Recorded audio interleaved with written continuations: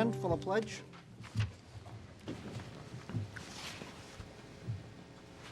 I pledge allegiance to the flag of the United States of America and to the republic for which it stands, one nation, under God, indivisible, with liberty and justice for all. Thank you, Bill. Thank you. Good evening, Danvers. Welcome to the June 4th meeting of the Selectmen. If I could have a motion to approve the minutes of May 9th. We did not approve those at our last meeting. So moved. Second. Any discussion? All those in favor? Aye. Aye. Opposed? None. Thank you. At this time, we open it up to the public if there's any new business that's not on the agenda. I see a hand in the back there. Would you please come to the microphone, introduce yourself? Bill Bradstreet, town meeting member, precinct 1. Danvers is a nice community. We take pride in our buildings, the way the town is run. Would it be possible to have some work done over the library? There are several ugly-looking tree stumps.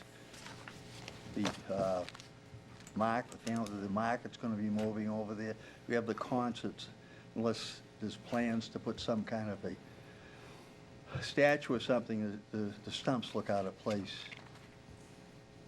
Thank you. And I'll ask the town manager to perhaps touch in with the Public Works and see if there's any plans to remove those stumps in the near future. Can look into that. Thank you. Thank you. Anyone else with new public business? Okay, thank you. The board will consider the appointment of a candidate to the Danvers Affordable Housing Trust for a 3-year term. Mr. Town Manager? Thank you, Mr. Chairman. Rachel Hollingsworth Grisbeck is here tonight. She's a real estate attorney with Gilmore & Gilmore in town. We actually discovered her through the talent pool application process. She submitted an application to get involved with the town, identified the Affordable Housing Trust as an area of interest. She has met with Aaron Henry, and he strongly recommends that the board consider her for appointment, and I concur. Thank you. Welcome. Would you just tell us briefly about yourself? Hi, my name is Rachel Hollingsworth Grisbeck. I've lived in Danvers for 5 years.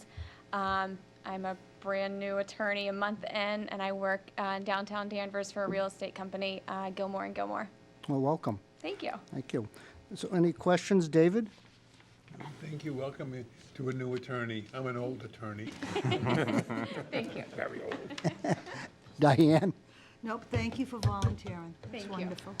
Bill? No, thank you very much for volunteering. And So again, just stay up there until we're not done. too, yeah, you think it's that easy. Very intimidating right here. We're very happy to see more younger people, and we want to see clones of you up there for other appointments to our committees as well. Thank you very much for Thank you. volunteering. And thank you for volunteering to be on the Affordable Housing Trust. It's very important to the town that we have a trust, and I look forward to spending many years there, and perhaps something else in the future lies for you. And thank you. What's the will of the board? Move that we accept the application as presented. Okay. Any discussion? All in favor? Aye. Opposed? None? Congratulations. And thank you for coming tonight to introduce yourself. Thank We you. appreciate that. I appreciate it. All right. Good night. A public hearing will be held on the following petition by Danvers Electric Division number 2019-0425-1-A dated April 25th, 2019, requesting permission to lay and maintain underground conduits approximately 48 feet and manholes with the wires and cables to be placed therein under the surface of Locust Street. Mr. Town Manager? Thank you, Mr. Chairman. We have 2 employees from the electric division here tonight. Clint Allen, our assistant utility director, is seated, and Jay Gomes, one of our systems engineers, is at the podium. This is related to the baby shoe project that we've watched being constructed on Locust Street near Lions Ambulance, and the request tonight is to bring electricity to the building. Thank you. Welcome, Jay. Good to see you. So bring us up to date quickly, if you would. So this petition we have before you is to extend a 23 kV service to 20 Locust Street to serve that new facility. It's a mixed use, 24 unit apartments and commercial on the first floor. Bill, any questions? No questions. Diane? Didn't they have electricity before? So they did. They were fed from Maple Street. We have a 5 kV circuit in that location.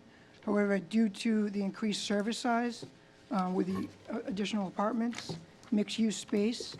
It cannot be served via 5 kV, so we're going to extend the service. We have a 23 kV circuit along the rail trail. You're going to put the wires under the rail trail? No, Oh. the wires will be underground, coming from the rail trail.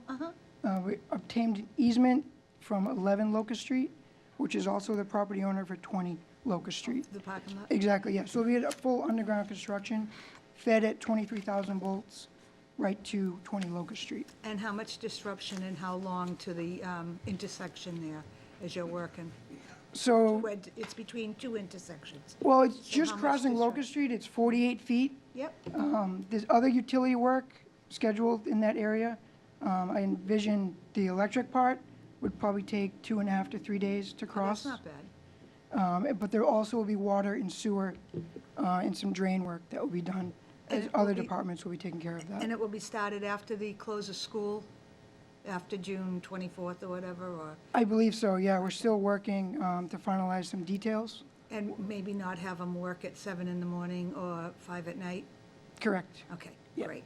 Thank you. It's bad enough, so we get the calls. Absolutely. Thank you. Thank you, Diane. David? Thank you, Dan. Diane has asked all my questions. Thank you. Good luck with that. That's really good to be underground, I think, so. Yeah, it'll be more aesthetically pleasing, having it underground. And by and- the way, how many units are in? I never saw that building looking so big as on this little. Beautiful. Wow, They're going to be 24 units, 24 housing units. apartments. Wow, Yeah. nice, thank you.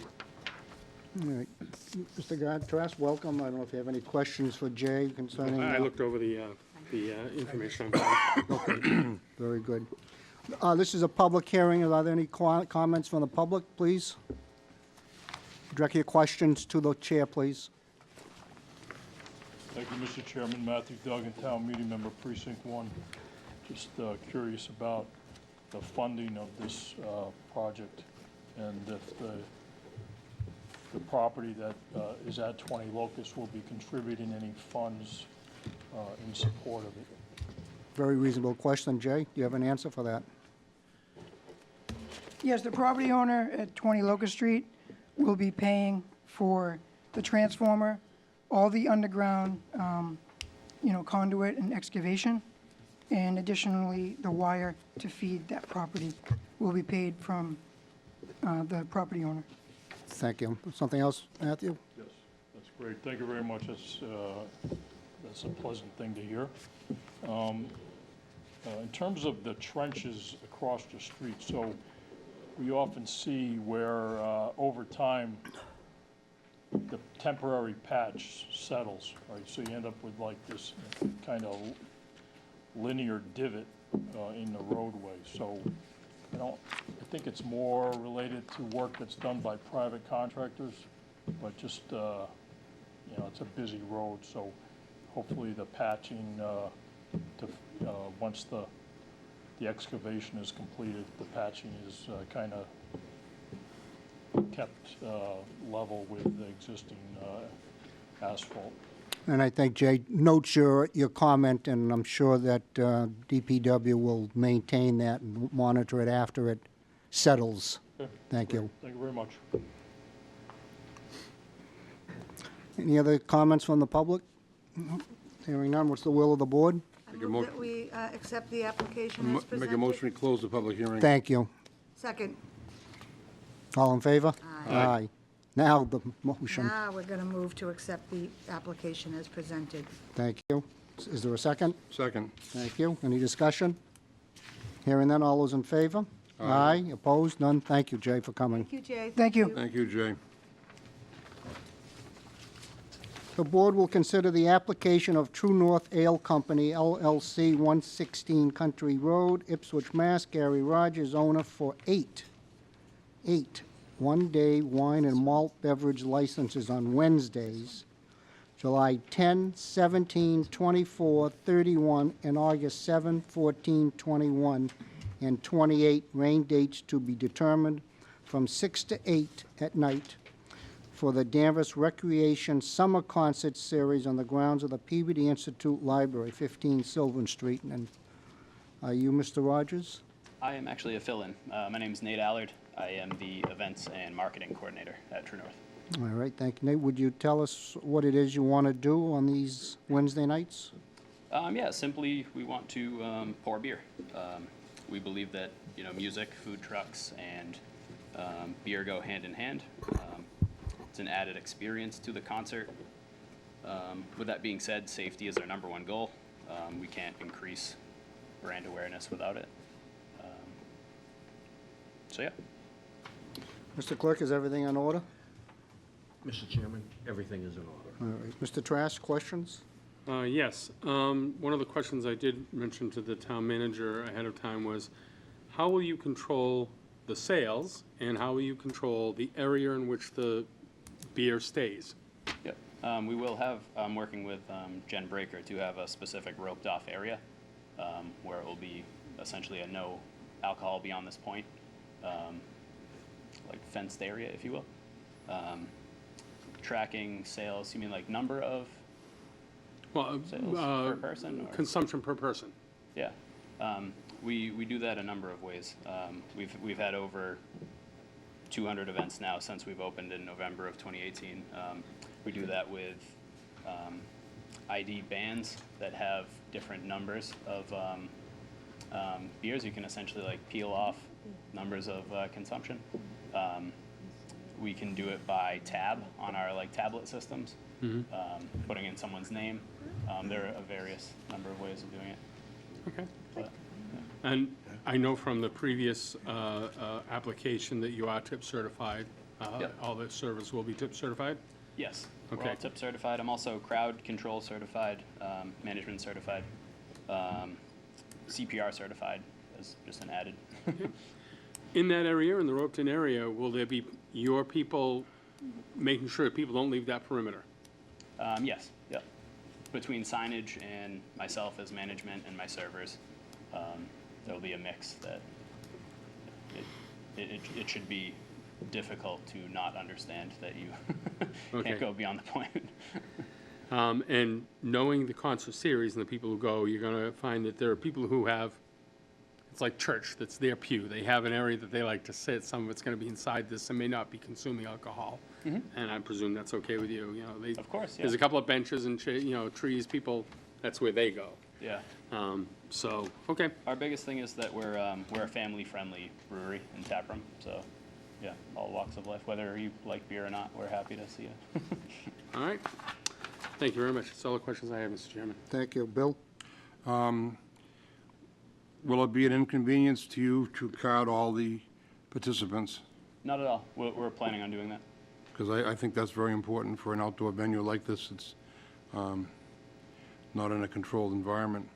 So I'll be making a stipulation, or at least a motion to make the stipulation that all people all purchases be carded.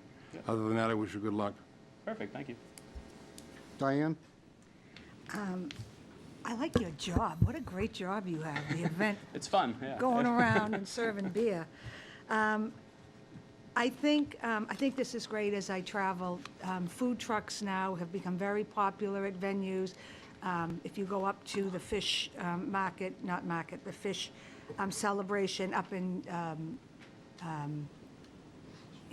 what am I thinking, Hampstead, whatever. It's all roped in. It's done very well. They have, probably 20 different venues that do this. It's the wild people that go to these concerts. I don't know, how much crowd control you're going to need, but, don't bounce them out too fast. But, I was just asking the clerk, when they redid some of the tax stuff, and you knew I was going to go to the tax stuff, sales tax, now they allow all these companies to consolidate when they file theirs. And just curious, if you're going to, is this something that we should be making sure that we benefit from? Because if you pull a liquor license here and you're serving it here, do we get the alcohol tax here? So just something I'd like to know down the road. I mean, I try very hard to stay away from anything to do with food where there's cash. I don't do any of those tax returns. So I've stayed away from that, and I don't know if something changed with the alcohol filings, when they changed how the state was done, when there was multiple. So I would like us to know, as we're doing this, if we will have, that would be an additional benefit to us, not your problem. But we certainly, if we're supposed to get money, we're going to make sure you're filing it right for us. Sure, yeah, So, of course. but I really think this is great. I tell you, I just went to a great thing in California, and it was a wine tasting, and I was shocked. They brought bottles to the table, not cups. They brought bottles to the table, but it was all surrounded by food trucks. You had to come through a certain area, as you're going to do, and bands playing, and it was just a lot of fun. So, good luck. Thank you. I hope it goes you. well. Appreciate that. Yeah. Thank you, Diane. David? Nothing except the comment, Diane is the only person I know that pronounces beer in 2 syllables. I just noticed. No big deal. Some people think I'm from Good the luck. Bronx. Thank you. She's a Danvers girl, by the way. What is CBR? Say that again? You said you have a certification CBR? Oh, CPR. CPR. Sorry. CPR, that's what I didn't, okay. And just for, elaborate on that? Having the CPR Yeah, what is it? certificate. Yeah, I mean, I try to get as many as I can to be as safe as possible, so.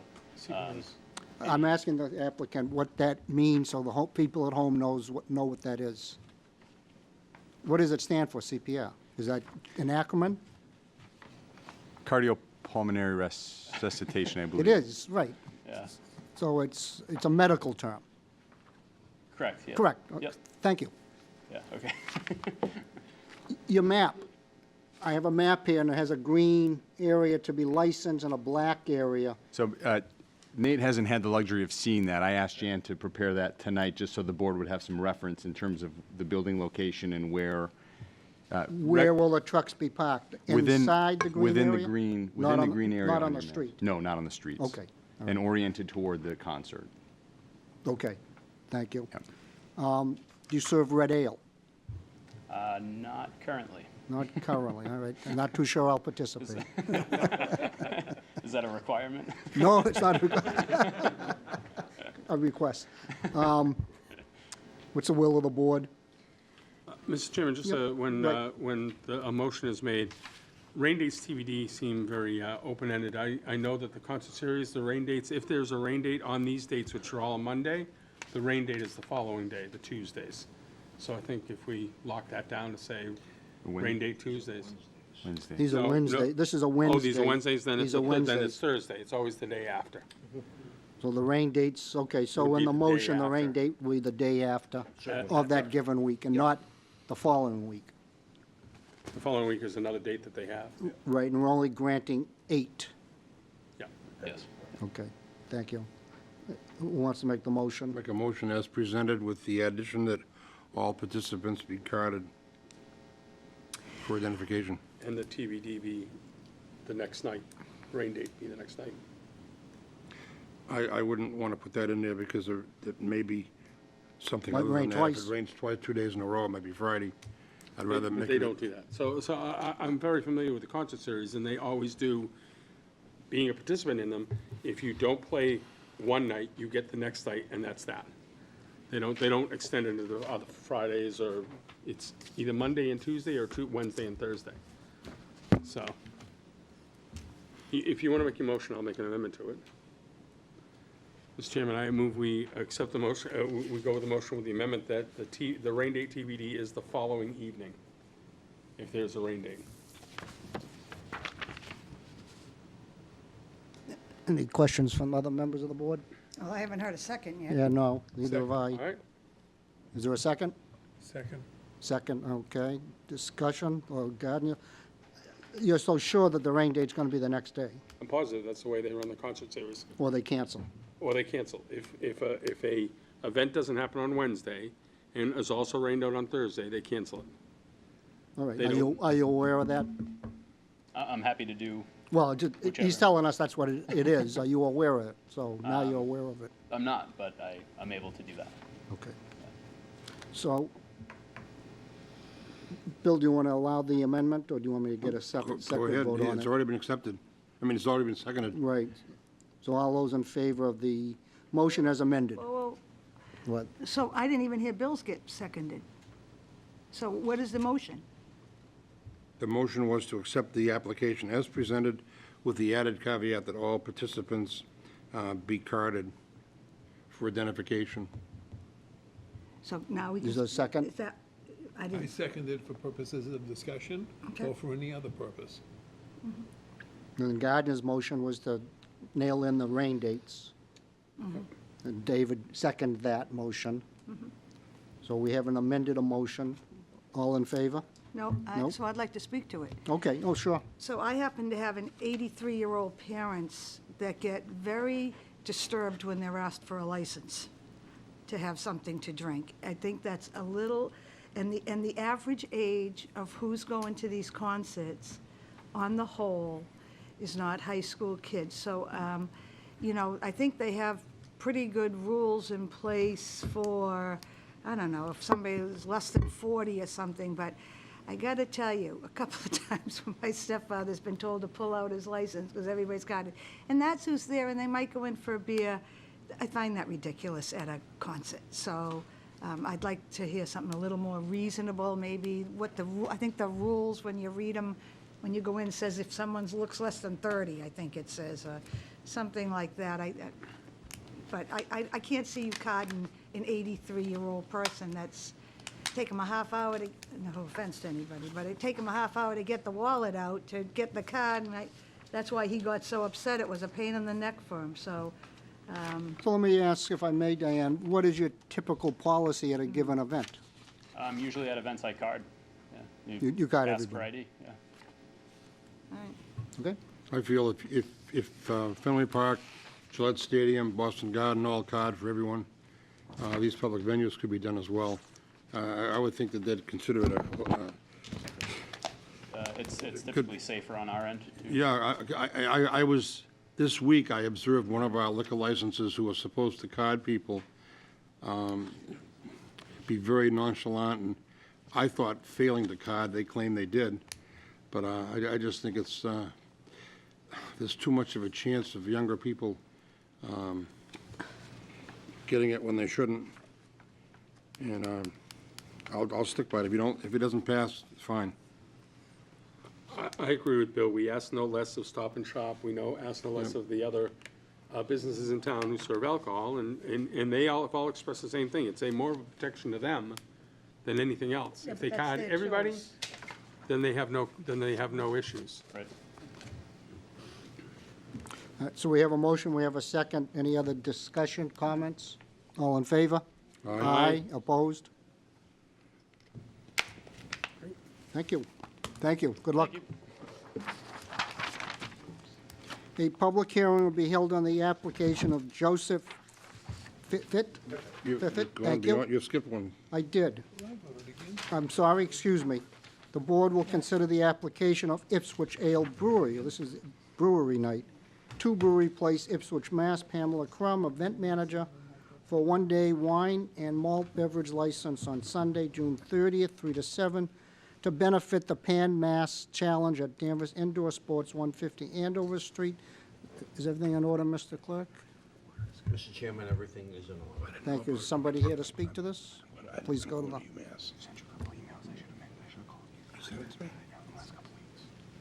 And introduce yourself, please. Good evening. My name is Pam Crum, and I'm here representing Team Geordie. It's a group of Danvers residents who are riding in the Pan Mass Challenge in honor of a friend of theirs who's also a friend of ours who's also a Danvers resident. The Pan Mass Challenge requires a minimum fundraising goal for each participant that is quite hefty. And so to help share that burden among the team, it was decided or hoped that we could have a fundraiser to help bring the friends and family of the 4 cyclists and the honoree together and have raffles and raise some money. Okay. David, any questions? Thank you, Dan. Diane? No, I was telling her that I rode 50 of the miles for Best Buddy. I did the 50-mile one and ran a meat raffle here in town, and it really is. I mean, we had to raise each at least $5,000. I don't know, is that what you are Yes, about? it's Yeah. $5,000 per rider, so 20 altogether. So, but I think this is great, and I think it's a great cause, and it's always a lot of fun, and especially for the poor person who's, is dealing with the injury or disease. It's really great that they get to spend some time where they can't do the ride with people that are trying to help them. So I really appreciate this. It's something I like to do. I like fundraising for things like this, so thank you for doing this. Thank you. I have the easy part. I'm not one of the cyclists. Gardner? It's not easy. My standard questions, who's going to be doing the serving? Ipswich Trail themselves? Yes. And Jordan Griffin is here from Ipswich to answer questions about that piece of Sure. things. So my standard questions are, I'm presuming it's tip certified, and how will you control sales? Yes, so all of our bartenders are tip certified. Okay, and how do you control sales at the event? We use a tablet system, and we ID everybody and give wristbands, and we typically use black Sharpie to use tick marks on the wristband for each beer that somebody consumes, so we know how many they've had. And finally, is it inside the building? Is it going to be, how is it going to be confined? So the area will be, it's going to be a cornhole tournament, and so we are going to be inside on the basketball flooring area. The Ipswich will bring a Tapmobile, a beer truck, but the basketball area has two exits to the back of the building, where there is an area of parking that I don't think any of the patrons use for parking, and there's actually fencing or a gate on either end of that area of the parking lot. And so the beer truck could park directly outside of one of those two exits. One of them is a garage bay pull-up door, and the other is like a double door emergency exit. So the intent is consumption inside the building? Yes. Those are my regular questions. Thank you. Bill? I have no questions, thank you, good luck. In the will of the board? I move we accept the application of Ipswich Trail as presented. Second. Discussion? Hearing none, all in favor? Aye. Opposed, none. Good luck. Thank you. Thank you very much. Good luck. Thank you. All right, now, number 7, a public hearing will be held on the application of Joseph Biffett, event manager of the Two-Town Walking Club, to hold a walking event beginning and ending at Endicott Park on Monday, June 10th, 2019, start time 6 p.m. Everything in order, Mr. Clerk? Everything is in order, Mr. Chairman. Thank you, and somebody's here to speak to this. Do we have the map? Good evening, I'm Joseph Piffett, the president of the Two-Town Walking Club. And the Two-Town Walking Club, for those of you who would like to know more about it, is a 31-year-old organization that was founded as part of the Community House of Hamilton in Wenham. The club is not, has an inclusive membership. In fact, 3 officers now are residents of Danvers. The club was founded by William Jenkins, who was a longtime teacher and coach at Danvers High School. And the club is not for profit, as is the community house. The club is a member of the American Folk Sport Association, or AVA, I'll use those terms from now on, which is also a nonprofit organization and has 227 clubs nationwide that are members. We have walks put on in all 50 states and the District of Columbia.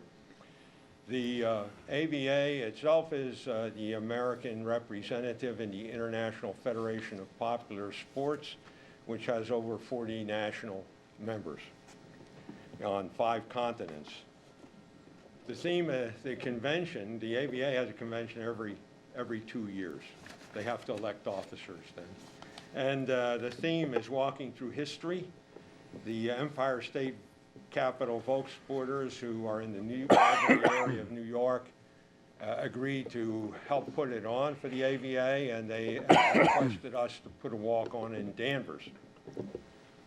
We're going to have a 1-week affair of walking through history. Starts at Portsmouth, New Hampshire, comes to Danvers, goes to Springfield, Massachusetts, and then on into New York State, with walks in Cohoes, Saratoga Battlefield, Albany, Cooperstown, and Buffalo. And these are all historically significant towns, but at various times of the country's history. In Danvers, of course, we start near the beginning we have Salem Village, we have the Revolutionary War history, the Underground Railroad.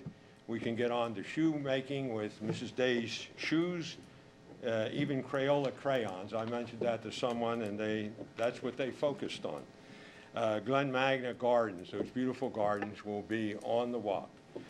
We have walked in Danvers before. In 2002, we had asked Larry Crowley about putting on a walk for the 250th anniversary, and he had suggested that we work with the Danvers Family Festival, which we did, and ran the walk through them. I think we had over 200 people walk that day. We went from John George Park. We've been planning this walk since the spring of 2018. I have been meeting with the Recreation Director, David Mountain, the Endicott Park Coordinator, Erica Moretti. I've also met with Pam Parkinson at the Senior Center, with Laura Silly and Nora Woolley of the Danvers Historical Society, and of course with the Danvers Police Department, where I worked with Sergeant Olivia Silva until her retirement, and since then with Derek Colella. They had been submitted our initial maps and directions. They reviewed those, they made suggestions, and they seemed to approve the routes that we had. We have a wonderful walk planned for Danvers. We have 2 routes, a 5-kilometer or 3.1-mile route, and we have a 10-kilometer or 6.2-mile route. Our purpose is to emphasize fitness and education, and also perhaps to have some fun and to meet some new friends along the way. So far, we have a list of 321 pre-registered people. They come from 37 states, with the most coming from Washington State, 27. There are 26 from Texas and 20 from Iowa. We also have people who've re-registered from 3 Canadian provinces and from England. So the registration will continue until the day of the event at Endicott Park and close at noon, and we hope that everybody's off the course by 3 o'clock. We have a numbering system to track people, and if they don't match up 2 pieces of paper, then we have to go look for them. So that's our walk. We invite you all to come if you wish. We'll take anyone, and if you just want to see how we do it, you can come over to the park and take a look. We have people. Volksporters are really generous people with their time, and we have people that said, "I'll help you on this walk. Just fit me in as long as I can do the walk." And so we have people who are going to come help. They come from Texas and from Kansas. So just come on down. You can take a look and see how we do it. Any questions? Would you clarify the start and end time? Yes, the start time is at 9 AM. 9 a.m. We might have some staff there and volunteers a little earlier. And the end time is at 3 o'clock. The cutoff for registration is 12. We figure that 3 hours ought to be enough to complete it. Thank you. Members of the board, please make note that the agenda was incorrect. It said 6 p.m. Oh, I'm sorry. No, not your I fault. didn't hear you say. No, that's why I asked you to repeat Yes. it, because Oh, it no, didn't no. concur with what I had in front of me. Thank you. I thought that's why they were going to get lost. Bill, any questions? No questions. We worked with Joe and his wife and family 2002, many years ago, and I've always watched him around, and the 2 of them out walking all the time. It's a great opportunity, and he did a magnificent job then organizing it, and this looks like it's fantastic again. And we thank you, and thank you for bringing them through the historic part of Danvers. We appreciate that. Thank you. Gardner? I have no questions. Thank you and good luck. Diane? So do you stop along the way and learn Yes, we have a series of checkpoints that we've put in. They're unmanned, that direct people towards various historical facts, which would include the Judge Holton House. They pass across the street from the Rebecca Nurse House. They go take a look at that little memorial next to the People's United Bank about Benedict Arnold's troops coming up. And I think there's another one like that in Augusta, Maine. But they do stop. We have permission for from the Historical Society to let them walk down the carriage trail and through the gardens. So, and then of course there's the Endicott Park and all the families that go there and that sort of thing. So I think they have a very good walk. Beautiful. Thank you for doing this. David? You're welcome. Sounds great, high energy. Good luck. Sounds wonderful. Thank you. This is a public hearing. Any questions from members of the audience? Hearing none, what's the will of the board? Dan, if I could just add Yes, please. I'd like to add a little here and there Yep. items. Joe and your wife, you may not realize it, but you're going to be passing 3 of the oldest trees in America in this walk. In front of the Judge Samuel Holton House, there's one sycamore right there.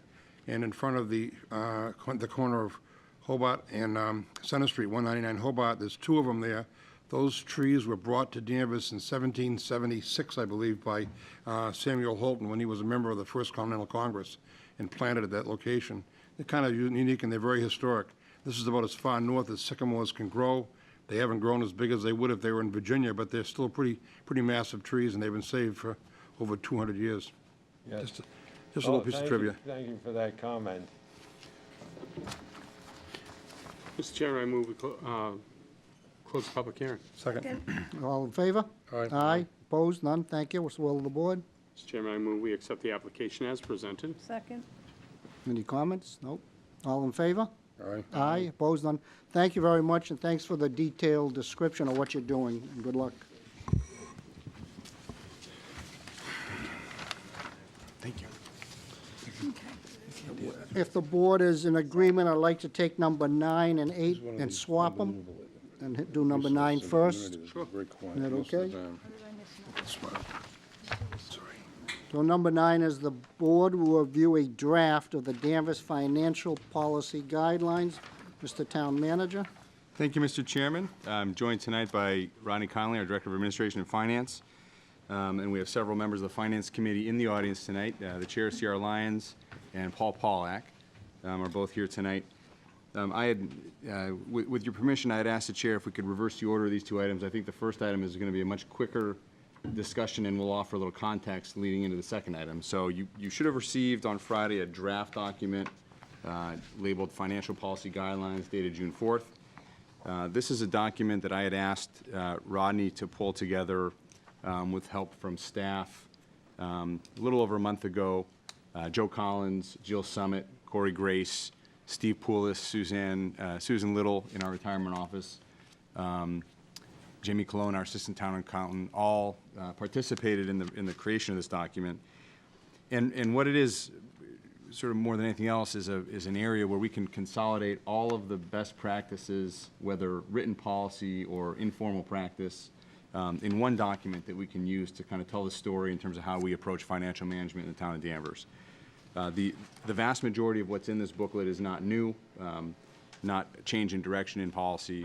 We are sort of putting in writing and articulating for the first time certain practices that have long been established in town. And so the thought, as we get ready to meet with S&P in late July, this is a document that we would like to have adopted so that we can provide that to them as further evidence of the way that we approach financial management as a community. You received this evening, I asked Rodney to prepare an updated page 13 for this book. Under the, I'll give you a moment to find that on the table.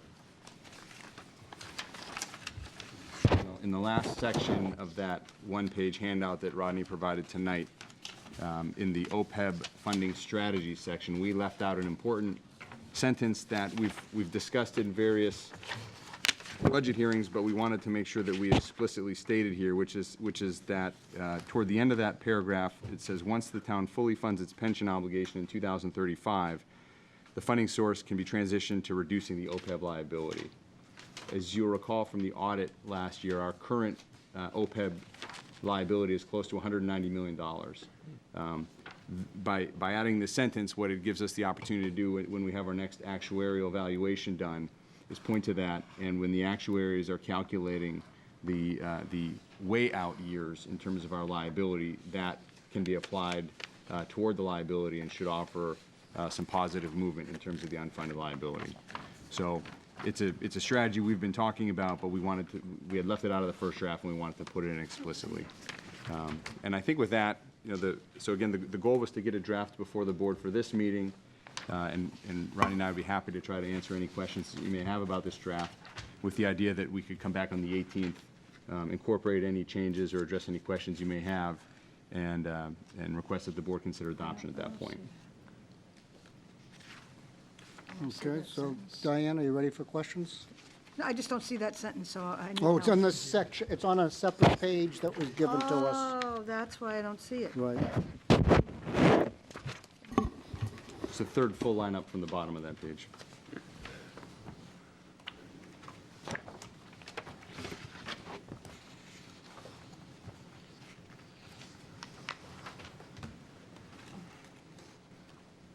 Do you want to start with questions, Diane? or- I have none at this time.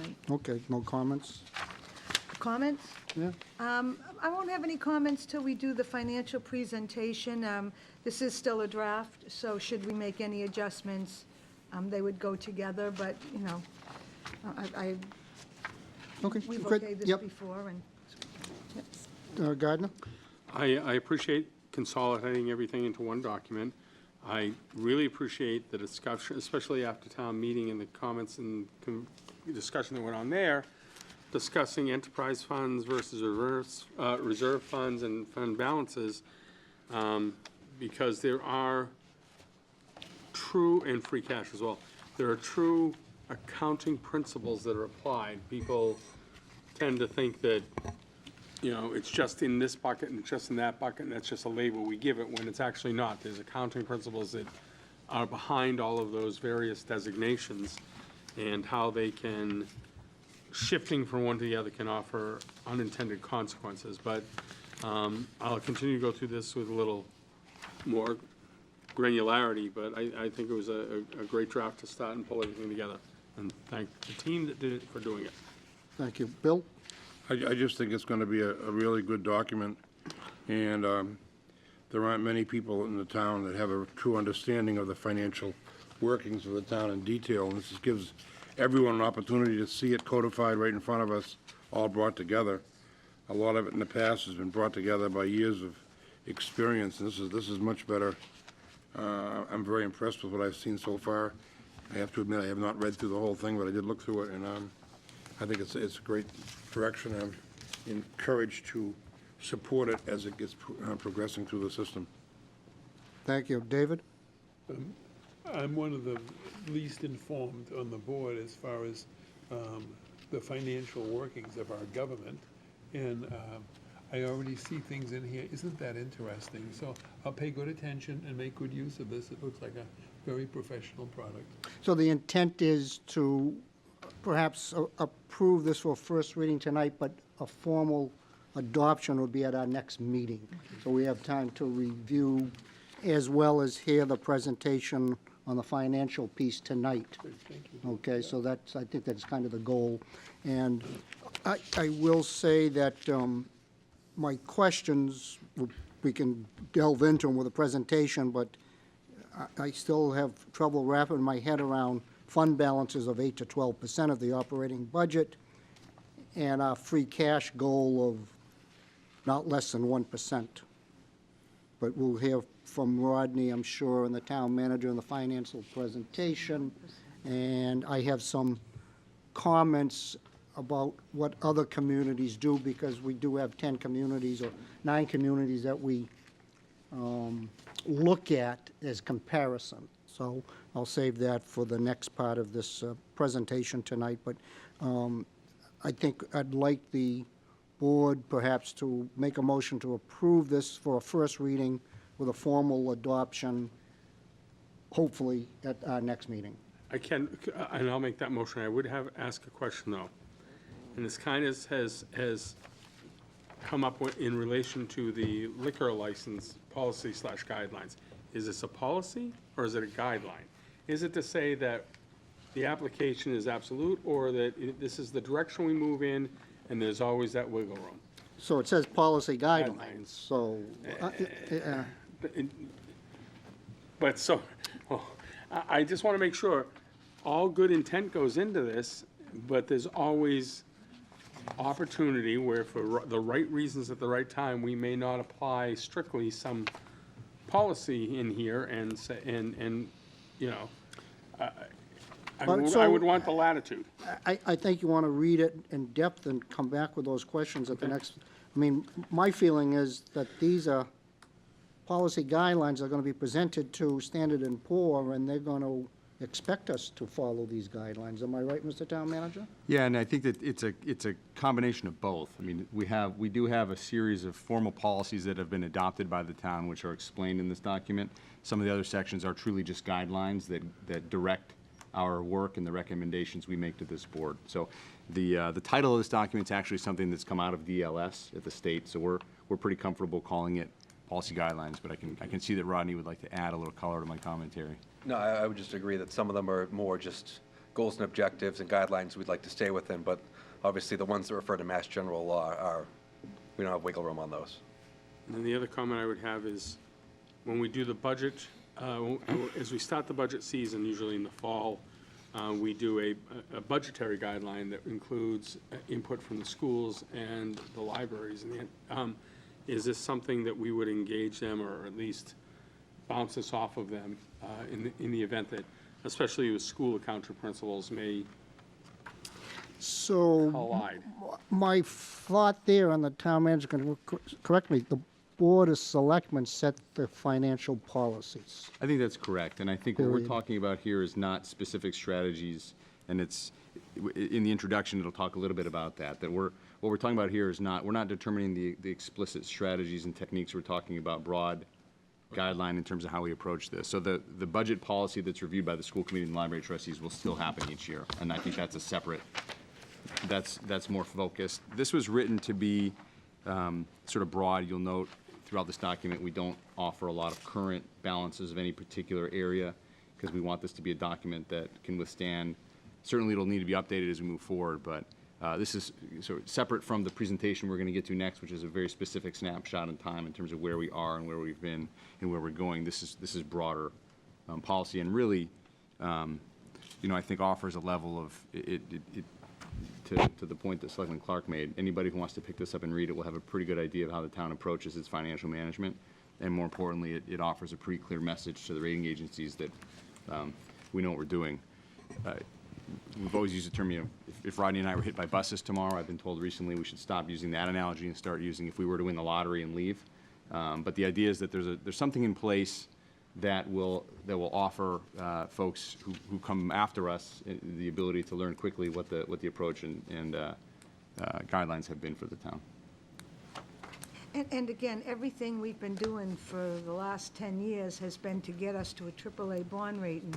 And so anything that we put in here is a guideline in getting us, you know, helping us to move forward in that direction. So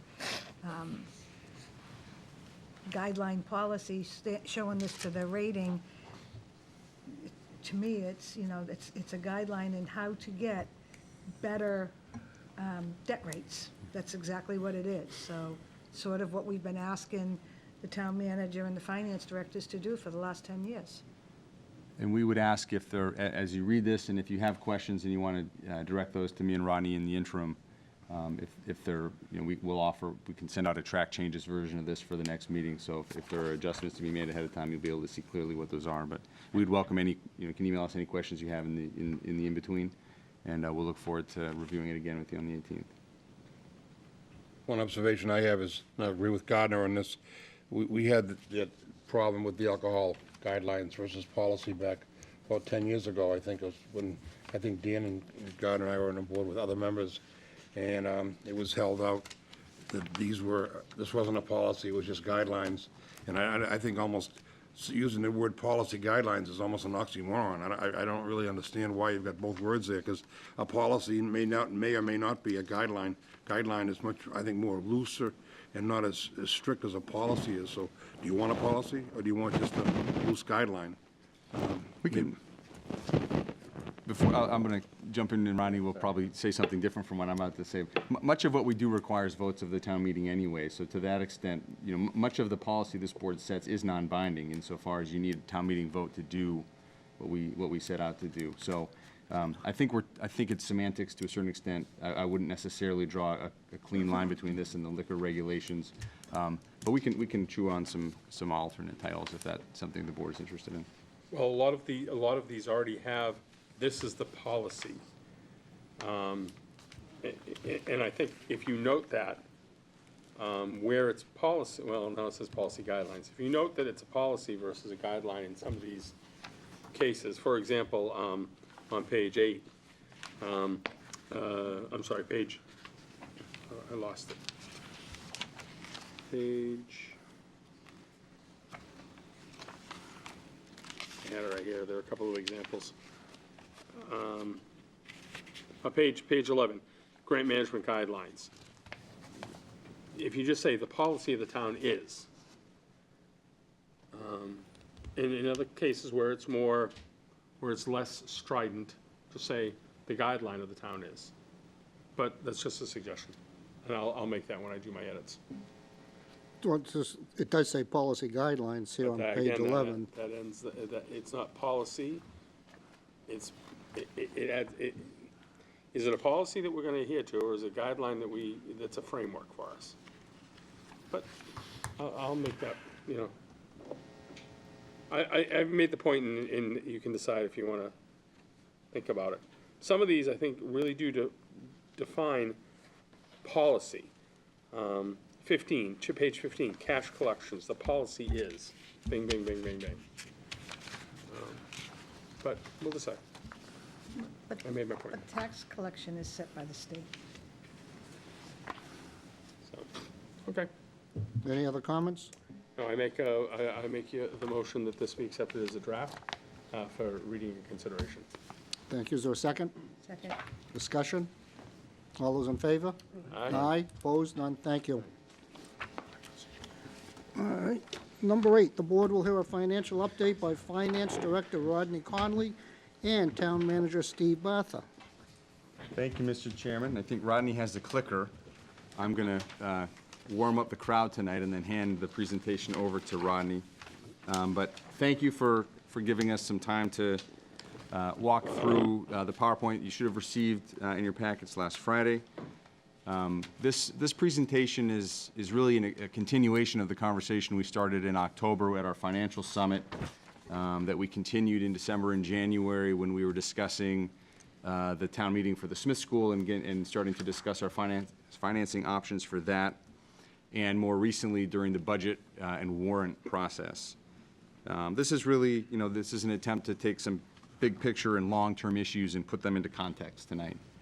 So on the slide before you now is an agenda that Rodney and I worked on for this evening. As I mentioned, Rodney will do the majority of the presentation.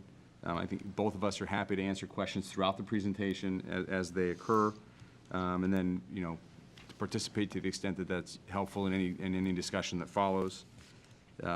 As I mentioned, overall, the goal is to put our financial condition in context in terms of what's possible tomorrow, next year, 30 years from now. The presentation will start focusing in on the short-term and long-term strategies and goals related to the document we just discussed. We'll then look at compliance with our adopted financial policies and take a look at our reserve positions. We'll move on to some of the cost drivers in our budget that we do control and that we don't have as much control over. Take a look at an update in terms of the Smith School financing picture and where we are now versus where we were 6 months ago, and then have a conversation at the end about budgetary flexibility, resiliency, and sustainability moving forward. So with that, I would turn it over to Rodney. And again, feel free to ask questions as we go along. Thank you. Through you, Mr. Chairman, as the manager mentioned, we have a lot of information, so feel free to stop me if you have a question or comment. Oh, one more, I'm as I sorry, move one. through it. Yeah, sure. You did receive a printout tonight. Chairman Bennett had emailed some information to Rodney and I earlier this week, and so Rodney reviewed the information and put it onto a document. It was a list of some of the area comps that we use, and it includes both median income and current credit rating. And I'll defer to the chair at some point in the conversation to offer. I think he thought this would offer some context, so that's what was provided just tonight. Thanks, Rodney. So a lot of the information tonight covers the financial outlook on both the short and the long term. So our first couple slides deal with goals in both the short and the long term. This first slide looks at our fiscal year 20 budget goals. These are based on the budget policy adopted by the board back in December as part of the annual budget process. We adopt similar goals and strategies each year, focused on what you'd expect, being a customer-focused organization, cost-effective services, enhancing and maintaining infrastructure, collaborating with schools and library, as well as balancing the competing needs across all service levels.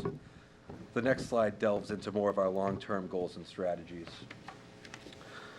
The three key terms we want to emphasize here would be flexibility, sustainability, and resiliency in terms of the budget. Obviously, maintaining all three is no easy task. It requires planning, difficult decision-making to continue to provide the services that the residents want, all while operating in a fiscally prudent way. All of the goals listed, long-term solvency, fiscal stability, fair contracts, strong reserves, the goal is to build towards that AAA credit rating. However, it's not just an exclusive club that we'd really like to join. I think when we think about being a AAA community, not only is there a financial interest in that saves us on our debt over the life of a long-term bond such as the Smith School, but also it's an independent certification that what we're doing in Danvers is right financially. This next section deals with some of our financial policy compliance as well as our reserve position. Here we have a lot of information packed on this slide, but this is a guide to our financial policy compliance status. We include this every year in the budget message as well. These policies have been long-standing, but they were officially documented and approved by the board back in 2016. As you can see, we continue to stay within compliance on each policy. However, the trends are moving us closer to that line. Some of this is planned, like moving free cash into more stable reserve funds, but some are a little bit more of a warning indicator. One would be the unassigned fund balance. So based on the town being at levy capacity and relying each year on a free cash necessary to fund expenses such as capital outlay and technology and building improvements, maintaining this can become a challenge. For example, as we've talked about earlier in the spring, this year we'll need to generate over $2 million in positive results within the FY19 budget just to get ourselves back at the 8% minimum unassigned fund balance. All signs point to this being achievable, but clawing our way back each year to 8% really isn't a practical model. All it would take really is a snowstorm like 2015 or an economic downturn like we saw in 08, 09 to make this unachievable.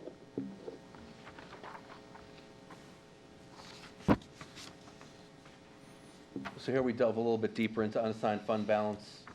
The top chart shows our unassigned fund balance over the past 3 fiscal years. The bottom chart shows the combined revenue and expenditure variance, which really drives the top one. As you can see, our financial model is built on generating free cash, and you can see from the chart how they're linked each year. The results of our free cash certification directly tie out to our position from an unassigned fund balance standpoint. There are a variety of reasons we can see a dip here, especially on the bottom chart for revenue. We've increased our estimate on local receipts as part of formulating the budget over the past couple of years, which we'll look at in the next slide. We've also had to level fund our department operations even though costs increase, which means that these budgets are as lean as they have been. So as we mentioned, this is where we'll need this bottom graph is where we'll need to come in north of $2 million in FY19 to put us in a good position to maintain that unassigned fund balance of 8 to 12%. Excuse me, Rodney. Sure. we need to get $2 million to maintain that 8%. So it begs the question, why shouldn't we be at 6 to 8% rather than 8 to 12? So I can answer that. The policy that the board adopted in 16, 10% is really the minimum right now in terms of what the rating agencies and even the auditors, although their auditors are loath to offer opinions other than whether an audit is clean or not, but a 10% essentially savings account. This is essentially saying that in any particular year, we should have 10% of our income in a savings account for the unexpected that comes our way. So we adopted our policy around that standard of 10%. If we were to change our policy to a lower number, we would technically be in compliance with a new policy, but we would not, that would be a negative, that would be viewed poorly by the agencies. They would be saying, you're setting a low bar because you can't achieve what is the industry standard. So we felt that a range was more appropriate than a fixed number, which is why we made that recommendation to the board, because we think we've historically used our reserves as working reserves, so this gives us the ability to operate within a range and have a dialogue with the agencies about why we may be at the upper end or the lower end. And to be clear, the policy itself says if we ever fall out of compliance, there needs to be an explainable reason for that and a game plan to bring ourselves back into compliance. Thank you. Yep.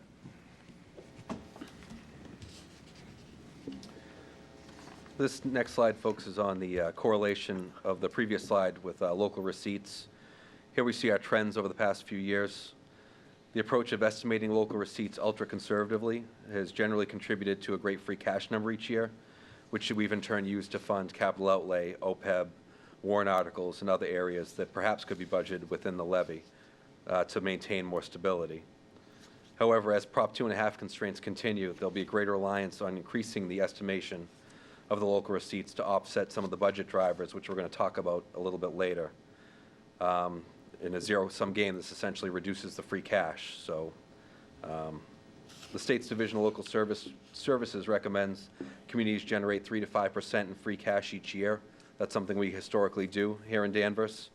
However, as we've seen, that number's ticked down to the lower end of the target area based on last year's certification at $5.2 million, which is about 4%, 4 or 5%. And then the results for FY19, which we expect to be around that $5 million or less range. So sorry. Yeah, so as we look back and we see that the declining free cash, the struggle we're having now to even stay at 8.5%, what you say here is, Prop 2.5 is starting to show its evil eye, that, yep, we can definitely keep our revenues within Prop 2.5 because we have to, but the expenditures are not staying at Prop 2.5. They're not staying at 2.5 increases. And so we're starting to see the decline, the effect of, health insurance. Well, wouldn't that be great if we could say 2.5, or, all these other funds that we have to do. So this is great because we're seeing what not being able to keep our expenditures at the 2.5 is doing, where we're forced to keep our revenues at the 2.5. So, thank you.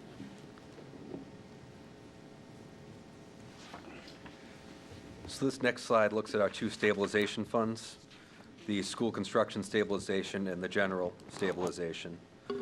While the school stabilization fund is reserved, we mean to put into use to maintain consistency in the debt impact previously on the high school, middle school projects, and in the coming years and on the Smith School project. The general stabilization fund should be intended to continue to grow as our main emergency or rainy day reserve, and you can see that sort of in that dip that we expected as part of the FY20 budget in the school stabilization fund, but a continual growth in the general stabilization fund.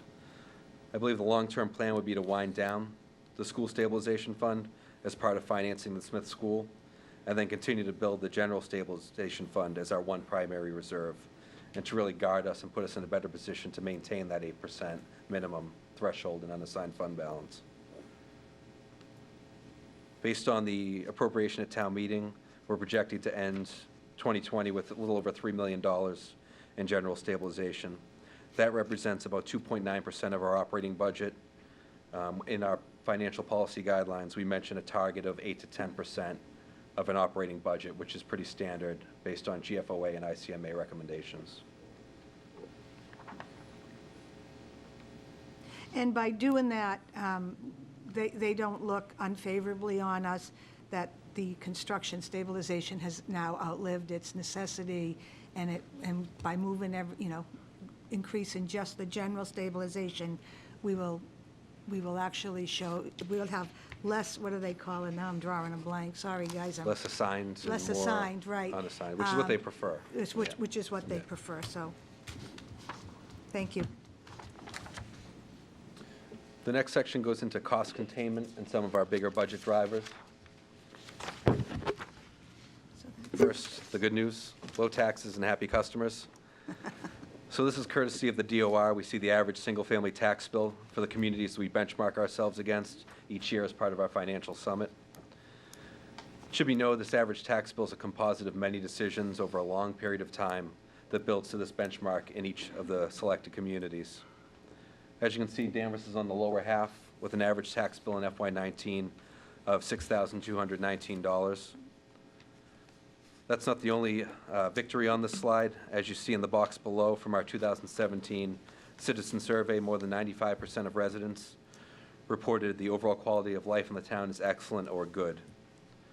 However, as seen in the earlier trends and what we'll talk about in the upcoming budget drivers, is this balancing act has the potential to become more difficult in the years ahead. If I may, Rodney. Sure. When I looked at page 11 and I looked at your fiscal 2019 average tax bill, it gave me a question. What is the average median income in the communities and their ability to pay their taxes? And that's the form that you have there. Rodney took the information that I found on a Point Homes website. He confirmed with U.S. Census Quick Fix that these are the median income. And you see Andover's tax bill is the highest, but also their income is the highest. The only one that really falls out of this chart, Burlington's way down on taxes, but they're number 4 in income, which I found interesting. But everybody else kind of is in line, high to low, with the income and the ability to pay their tax bill. And I would suggest that might be Burlington has a really lot of commercial. Yes. And we don't, I don't know off the top of my head whether they have a mixed rate or not, a flat rate or a mixed rate. Right, there's a lot of things we can look at. We can look at total dollars in state aid rather than percentage. Andover gets more state aid than we do. But I'm sure the percentage is lower, but it's a real dollar number. And you can look at the total debt for each community, their debt cost per year, their free cash policies. But we'll tend to look at these communities, and I think as we go forwards, we should continue to look at these same communities for whatever information is we're looking for. There may be outliers like the Burlington one. Through you. Yep. What is it that makes these comparable to Danvers? Is it population size? Is it, how did we land on this dozen or so? And we have separate comp groups for separate purposes. So, Okay. so for a conversation like this or at the financial summit, and particularly, when in the context of a citizen survey, it's a combination of our geographic peers. So if you had the choice to live somewhere other than Danvers, I mean, we wouldn't, I always pick on Pittsfield, but comparing ourselves to Pittsfield wouldn't be a real good use of our time because it's apples and oranges. But when we did some of our previous survey work and when we prepared for the financial summit, we essentially started by taking a pin in Boston and in Danvers and tracing what that arc looks like. So, sort of comparable geographic peers within the sub-region, but then also communities that are structured similarly to Danvers. So Wakefield is a good comparison for us in terms of form of government, size of government, types of departments and services offered. Our commercial base is not as big as Burlington's, but we also have an above-average commercial base in terms of what some of these communities look like. So it's a combination. It's not it's part art, part science. So there is no perfect peer group, but so for different, this is when we looked at the average tax bill in the context of the financial summit in terms of our sort of geographic competition. This is the list that kind of appeared. I might have a question. Why do you include Linfield and say not Topsfield? I think Marblehead is in a similar situation. Those are both AAA communities, I understand, and they both, it boggles my mind why a couple of them are because of all the overrides they've had, et cetera. Now I realize that Marblehead has 5 miles of million-dollar houses along the ocean that we don't have, but they have almost no commercial tax base down there.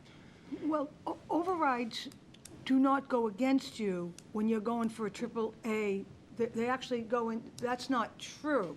No, I realize So, that. and I would let somebody that's definitely more up on it than me, but when people say that overrides are bad, in finance, that's not true, so.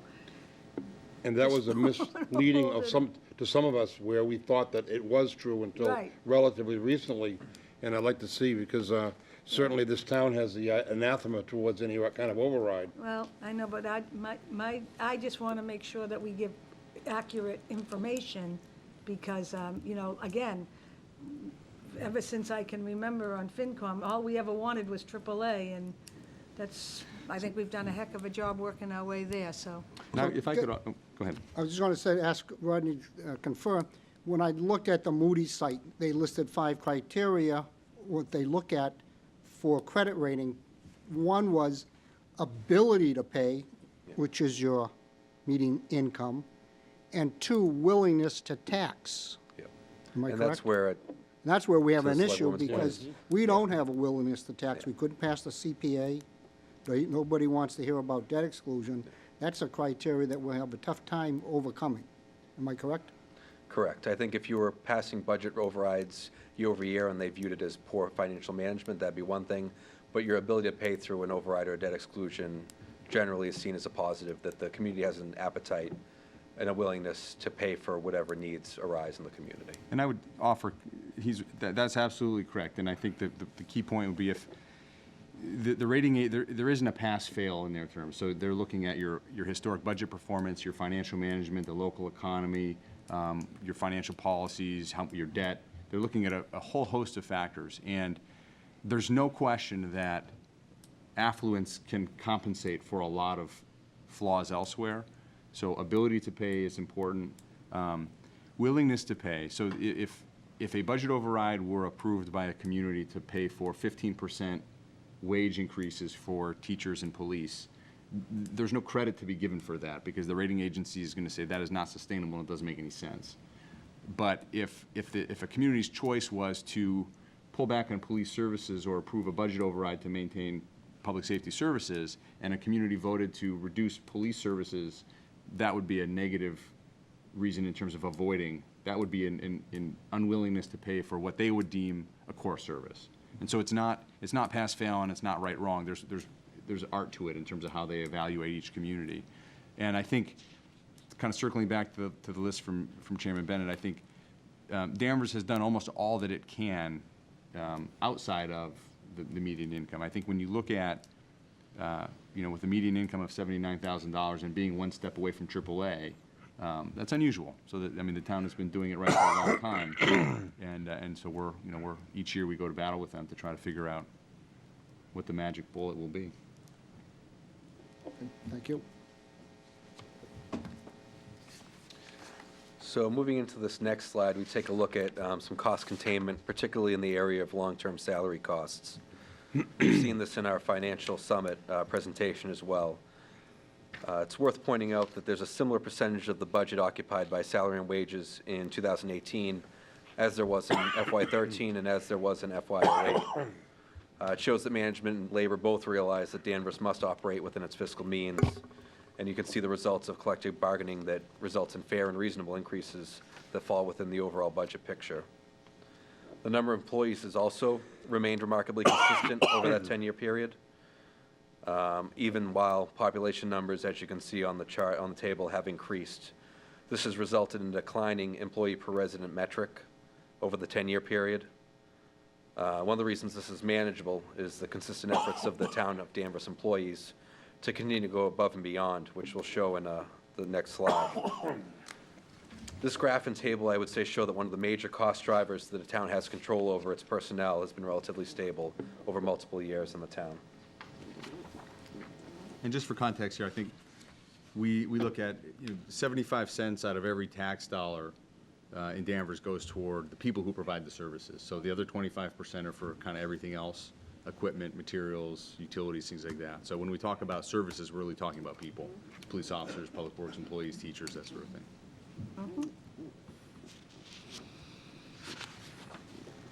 This next slide we took to look at during the budget process. As we mentioned, we're lucky in Danvers that staff go above and beyond to maintain the service level despite the noted demand increase based on the increase in population. This slide shows some positions we think would help to maintain and improve services long-term, which we currently could not afford under the current constraints. That's not to suggest that staffing these is the top priority moving forward, more to illustrate that we have a proud workforce who's already doing more with less. Some of the budget drivers that we continue to talk about moving forward prevent us from funding any of these new positions, but they're worth pointing out that we would deem them warranted. And now we get to some of those budget drivers. As you can see, without some fundamental changes, costs from these budget drivers are getting to the point where they may exceed available new revenue. So in the left-hand column, you have total new revenue from taxation. That's Proposition 2.5 increase and our projected new growth, which 600,000 seems to be a steady number for the town. That adds up to a total of about $2.5 million. And then on the right, we see the budget drivers. And these columns, the middle column is the increase in the FY20 budget. So as you can see, health insurance went up 7.3%. Debt as part of the Smith School, which we expected, went up 13%. Our pension assessment went up 7.1%, and Essex Tech went up 5.2%. Pension and Essex Tech are largely out of our control as far as a budget driver. The debt service budget pays for both needs and wants. They're too large to finance, but in recent years, it's mostly been needs as opposed to wants. For example, our overall debt picture ticked up in recent years due to the financing of some HVAC improvements, the dispatch center overhaul, as well as the purchase of a new area ladder for the fire department. And it will continue with the Smith School. We'll also touch on health insurance in detail in the next slide. It's also worth pointing out that in the FY20 budget, we included a general fund forecast for the first time. It's on page 4. It shows that moving forward, we'll be starting in a negative position that we'll have to claw back from to balance the budget each year. And because that 15K is including the Smith School debt, correct? So that is one of the. Yep. Thank you.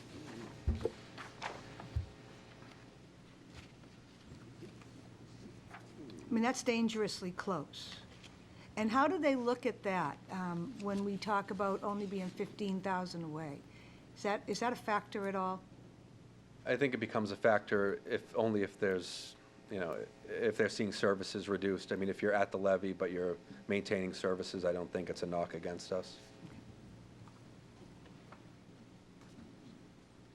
So here we see one of the budget drivers that's exceeding 2.5%. The actual percentage increase for FY20 versus the 19 budget is actually 7.3%. You'll see that the FY19 number that we have up there is our projection. As you may recall, we did a transfer at town meeting to help shore that up to close out FY19 within budget. A 2.5% increase would have represented $290,000. So as you can see, this represents over $500,000 in additional costs that need to be absorbed either through additional revenue, as we mentioned, increasing local receipts, or reductions or trade-offs elsewhere in the budget. Barring some plan design changes that we're actively pursuing, an increase between 5 and 10% is what we'd expect each year, which would further cannibalize other areas of the budget. I'm sorry, what did you say is what we'd rather? Without plan design changes, we'd be looking at 5 to 10% increases based on healthcare trends in the state. Health insurance is a budget driver we do have some control over in terms of plan design, and that's something we're actively working on. Our employees recognize the unsustainability of this cost driver, and they've been actively engaged for several months in discussions to make some significant plan design changes, gearing up for some changes effective July 1st, 2020. So in looking at this, if we continue at this rate, we will have to eliminate some services. If we're going to be at 7 increase, there's no way that we can sustain that with the amount of area we have, which, and this isn't just a one-year freak thing that has happened where we've dealt with that in the past, one snowstorm. That's not what this is. So this is a trend. And I think the point here, we all know that your health costs are driven by, what is the trend in prescription drugs and medical services? What is the plan that you offer, and what is the head count, and what is the head count experience in that plan? So we know that the head count in Danvers has remained virtually unchanged for a long time. We have absolutely no control over the cost of medical services and prescription drugs kind of writ large in the industry. We do have control over the type of plan that we offer. And I think to echo the point that Rodney made, we've seen collective bargaining has played out in a very sustainable way in Danvers for a very long time. We're the envy of a lot of communities because of the working relationship we have with our unions. We generally settle fair contracts in a pretty timely fashion. So that they understand that 6% is not a sustainable trend for this community in this budget. And as Rodney mentioned, we've been meeting for months now to talk about changes we can make to try to address what we do have control over. But that's a card you can play once. You can make structural changes to the health plan. That's not an annual card you can play to fix budget issues. So they've taken ownership and understand that, and we're hoping to move forward in the next couple of months with some creative ideas.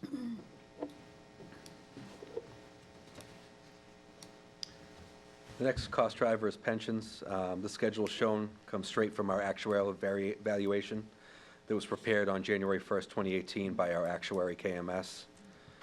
This is a total appropriation figure, so it does include electric. As we've noted before, electric scheduled to be fully funded in FY 2027, with the town side being fully funded in 2035. The funding schedule allows us to maximize our investment returns and fully fund at an earlier date. But again, as we go through that, the increase will be a projected 8% for several years into the future. This is, again, one that exceeds 2.5%, but the long-term benefit of capturing that investment earnings is worth the short-term pain.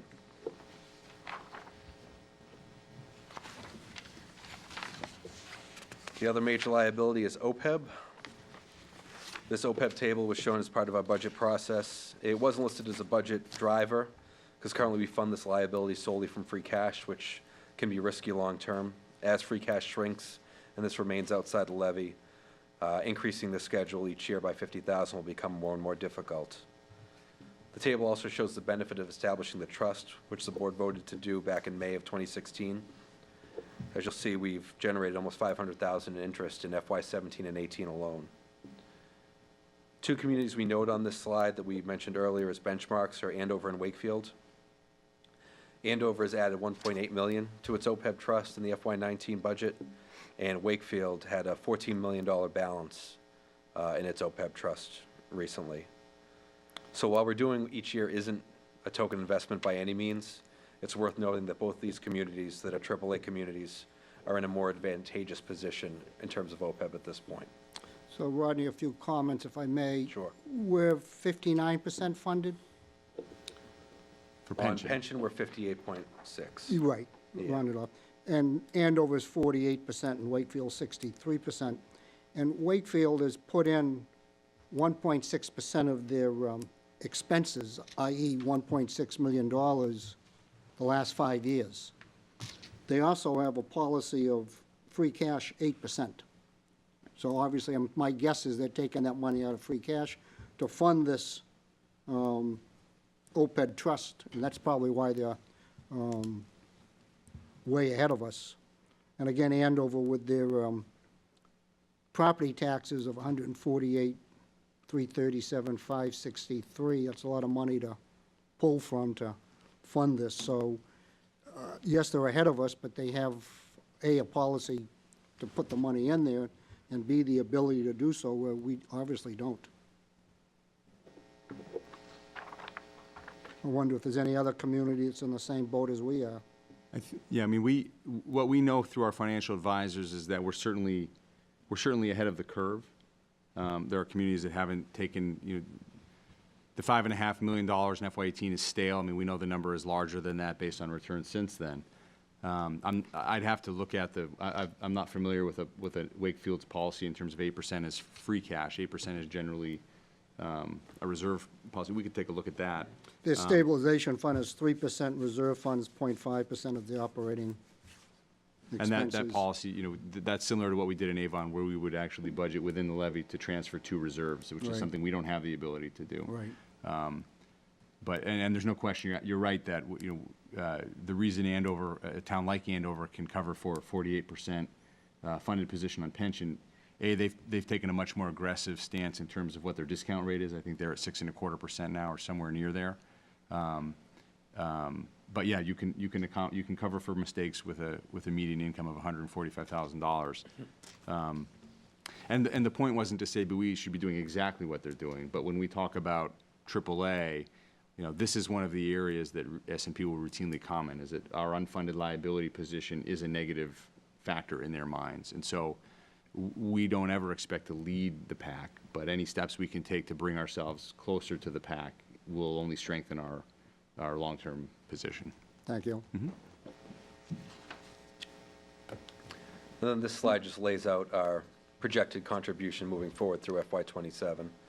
Again, increasing $50,000 each year with a projected interest of 4.1%, which we've mentioned before, where sometimes, hopefully, we'll usually come above that, but it's a sustainable model, and it's what our valuation is based on, a 4.1% interest return.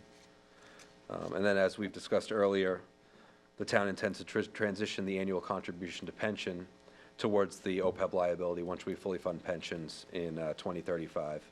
But anything we can do in the meantime to increase the contribution not only looks good from a credit agency perspective, but also will reduce our long-term liability by accumulating that interest.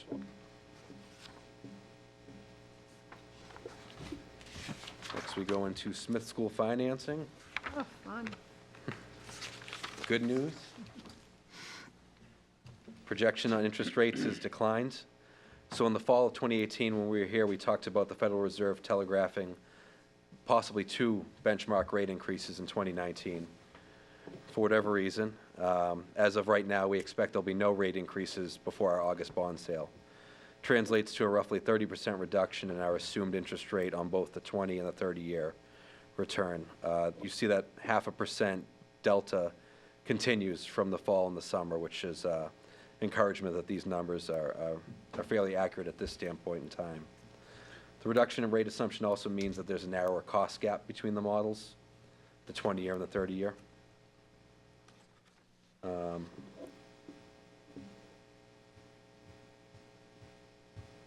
We've also, as we'll get into in the next slides, have developed a hybrid model that we also believe potentially could fit within the levy. However, it would contain the same budget pressures we've talked about moving forward with fitting it within the levy. Mr. Chairman? Yes. Through you. This is obviously based on our AA plus rating. Has anybody extrapolated what it would be if we had a AAA rating? We've run those models in the past, and we can look to run them again. I wouldn't want to guess on a percentage, but yeah, you would see some interest savings. Okay. And on a One- large-scale yeah. bond such as this, it would add up to. We'd want to run that through the FA, the financial advisor, to see what the market's currently offering. There is a delta. That spread tends to contract and expand depending on how the economy's doing. So in a good economy, as we're in now, the spread is a little bit narrower than in a bad economy. So the AAA communities tend to see the best rates when the economy's not as great. I guess, in my mind, personally, I'm thinking that, you know, we missed an opportunity, or we have an opportunity with debt exclusion to lessen the financial pressures that limit our ability to grow.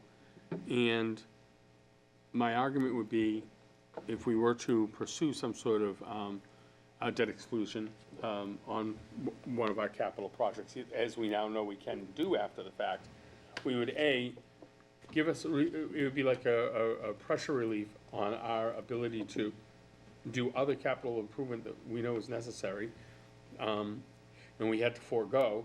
And also, it would save us money by going to, you know, if we were to get the AAA and to validate that argument, it would be nice to be able to say, oh, this, and I'm gonna completely make up false numbers here, but that 4.50 for 30 years at AA plus is really 4.30, which over the length of the loan would save us X amount of dollars. So I think that's kind of a linchpin to my arguments about, why I think the opportunity to investigate potential debt exclusion, I'd like to have those two cards in my hand.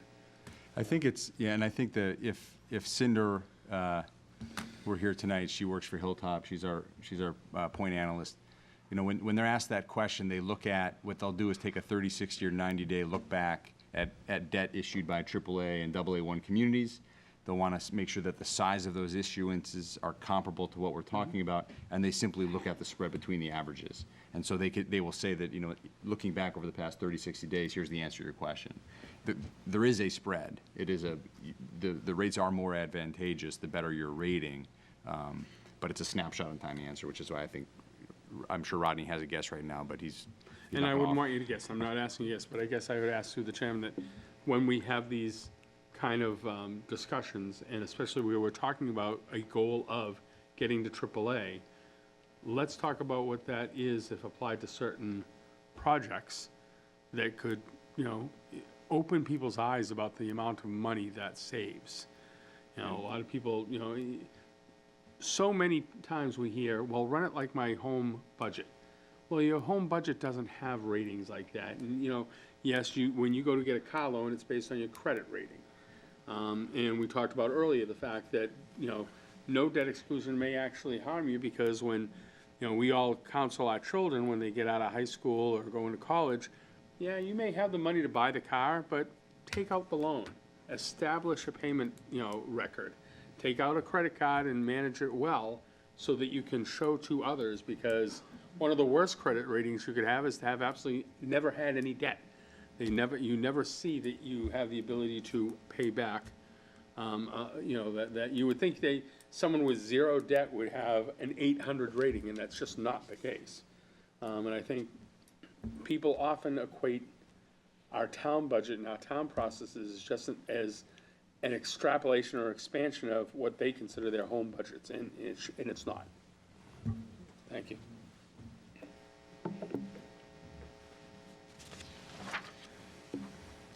This next slide has a table comparing some of the debt modeling. It's an update of one we included, I believe, in the special town meeting warrant book back in February. For comparison, the total debt cost back in the fall showed the 20-year equal principal at $46.2 million and the 30-year level debt at $60.5 million, which was a difference in interest cost of $14.3 million. The 20-year equal principal still saves close to $12 million in interest costs, while a hybrid model of 20 years on the first chunk and 30 years on the second chunk, as depicted here, right now would project to save us a little over $5 million in interest cost avoidance. In terms of the debt peak, we need approximately $700,000 based on what we've taken out for FY20, what we've put back in FY20, and what we will have left over in the fund. So we'll need $700,000 additional to shave the peak on a 30-year level debt, approximately $2.3 million on that hybrid model, and it's listed at $4.5 million on the equal principal, but in reality, based on the current financial forecasting, we'd never be able to generate $4.5 million in additional funds to shave the cap over the next 4 or 5 years. Lastly, we see the budget impacts of the 3 models. The 30-year would still impact our ability to maintain services, but at a lesser clip than we figured back in the fall, which is good news.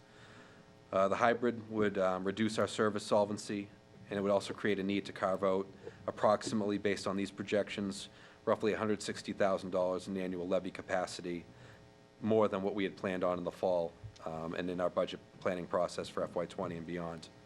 And if I can interrupt for just 1 second there, I think that the key there, on a previous slide, Ron indicated that for the budget we're going into, we're about $15,000 away from our levy limit. In the middle column there, we would need to generate an additional $2.3 million in stabilization fund contributions and find an additional $160,000 in our operating budget to be able to lock in those savings.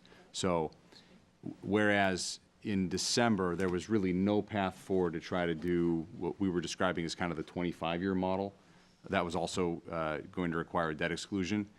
You know, by, as Ronnie mentioned, by issuing the first 20 million or so on a 20-year level debt, and then at the conclusion of the project, issuing the balance at a 30-year, sort of averaging, you know, maybe it turns out to be a 24-year, depending on how you want to chop that up. You would still need to generate a sizable amount of free cash to go into the stabilization fund and carve out close to $160,000 in capacity within the levy to do that. So certainly there are savings there, and it's a more achievable goal than it was a couple months ago. But you know, things would need to continue to fall our way each year in terms of surplus and free cash and all those things to make that work. Sorry, go ahead. That would be a miracle. And then this slide just provides some context on the impact on a debt exclusion. It's essentially the chart we showed earlier flipped on its side. As you can see, our change in our position with regard to our comparison communities wouldn't change. What you'd see is a 2.7% overall increase over the life of the debt, which would in turn lead to the overall interest savings that we talked about before of about 11.7 million. So the two bars, if you're looking at it, Danvers in the full light blue, that's our FY19 average tax bill, which we have shown can absorb the 30-year level debt and potentially could absorb some version of a hybrid model. And then the chart below with that orange chunk, that would be Danvers with the debt excluded, roughly $167 per year on average over the life of a 20-year loan. Next is our Colorville area chart that we've all come accustomed to over the past few months. The green at the bottom is the high school project. The yellow is the various models on the Smith School. Blue is our total other existing debt, non-high school. The light purple chunk is some outstanding bans that we need to permanently finance. And then the red at the top is projecting an additional $1 million a year that on average we tend to see for a variety of projects. I think this year it'll be the Highlands roof. Next year it might be something else. We're always going to have some of those smaller but, you know, bond necessary capital projects to finance. It's important to point out that while this shows long-term debt, including that amount, that red bar, it doesn't factor in any other large debt issuances. So there will be colors in 2040. We just don't know what those colors will be at this point. So. If yellow is Smith School and it's 30 years, why doesn't it end at fiscal year 50? Part of The second, oh, sorry. Go ahead. No, go ahead. The second piece wouldn't be funded until 2021, 22, that tail piece. Okay. So that'll extend out to 52. Thank you. So 30 years, we'll be sending all this debt out to the next generation, plus OPEB. We're doing a good job of passing the buck with you know, should we go with the 30 year. At some point, this has to stop. And what kills me is I wish I had had you run this had we done the high school on 20 and what that would have looked like underneath, so you could get an idea of how shorter debt stays more condensed. And maybe at some point, where I know that would be really hard to do, but I would have loved to have seen that green bar done had it been 20-year, so that you could see how that comes down and how the 20-year from Smith School, and now you've got more control of your debt, and it wouldn't be an override every year, because the high school would have been done, when did we take it out? It would be done in 30? When did we take? 33 or 34, probably. Yeah, so if you look at that, you could see how this would have fit in just right. And actually, if we took out these types of projects and handled them better, you know, this would have looked nicer. So I don't know if you could ever do it, Rodney, but it would be a nice thing for people to understand how it works when you shorten debt as opposed to this, because this is existing, so just a thought. Remember that budget analyst that he was asking for on the previous slide? I think that person could probably do the analysis you're describing. That was a joke, by the way. I'm kidding. Sorry. I don't laugh. I'm not seeing any smiles at this point in the presentation. I'm gonna jump back in at this point. And this is a slide we've seen a couple of times now. It includes a combination of, projects that we know we have to do, including the Highlands roof, which, town meeting just approved, up to 3.2 million. We have bids in at 2.9, so we're close, but that's still $3 million, half of which, about $1.5 million, we'll have to bring online in terms of debt next year or the year after. We know Riverside Roof is coming. We include some of our annual warrant articles here, which are currently funded out of free cash. Buildings improvements, grounds improvements, tech plan. These are what maintain our buildings, our grounds, and our data infrastructure. And in farther toward the bottom, we have some projects that have long been discussed, but are really not even in the early planning stages yet in terms of a public works facility other than the former landfill. We know the next dredging project is coming along, which will impact borrowing. The new senior center is no longer old. There will be school renovations in the future, even though we think this is the last major project on the horizon. And the point of this slide is really that the capital needs of the community are never ending, which is why the way that we structure debt matters. And I think that's the previous slide kind of illustrates that.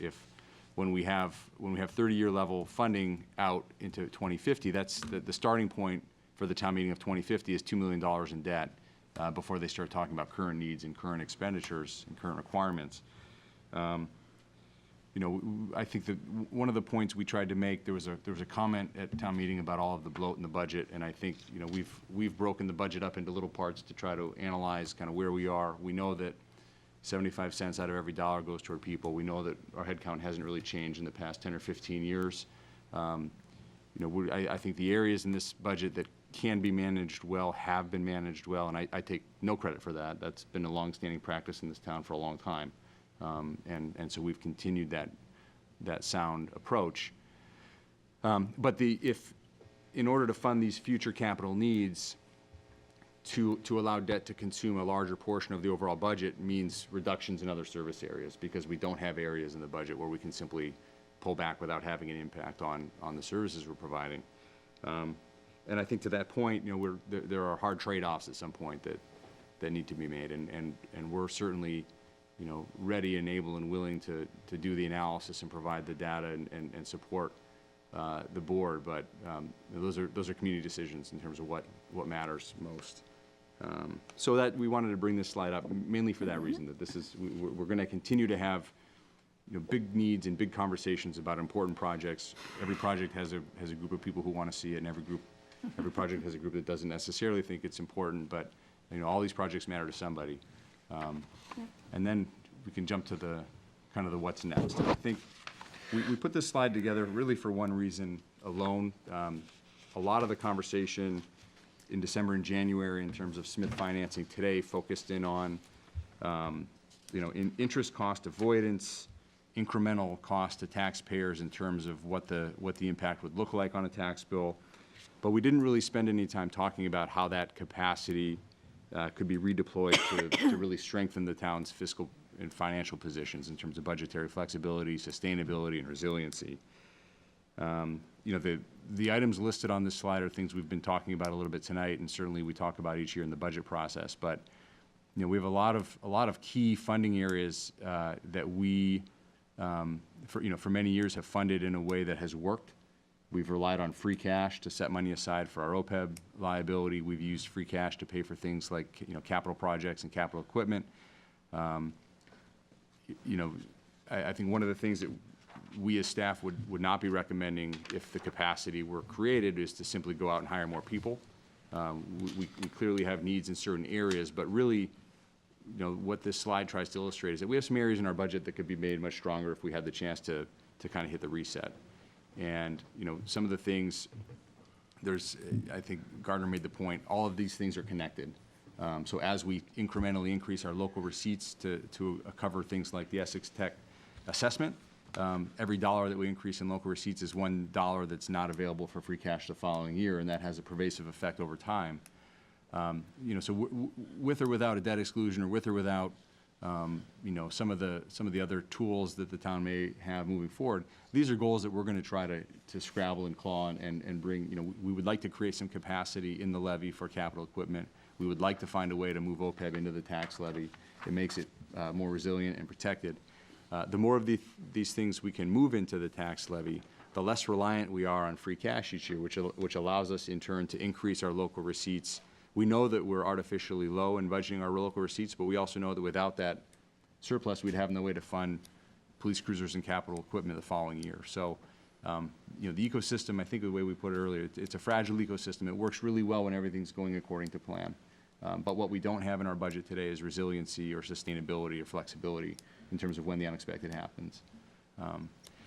And so I think that, when we talk about in the conversation this board started in the winter in terms of a debt exclusion, there is a real impact. There's a real trade-off between short-term and long-term. But I think we wanted to emphasize that, if that happened, there's an opportunity to strengthen the town's financial position, which is something, these are all important things on this slide, recognizing that, the difficulty and the challenge posed there. So I think that essentially concludes what we prepared, and we'd be happy to try to answer questions that you had. Hopefully answers.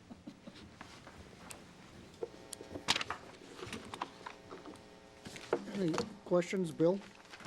No, I have a sad feeling that we're running out of smoke and mirrors, and there's almost nothing more that we can do to stay within our guidelines that we've had in the past, and it's going to be a real sad day of reckoning when different forces in town are going to be starting to fight each other for the limited availability of funds that we have.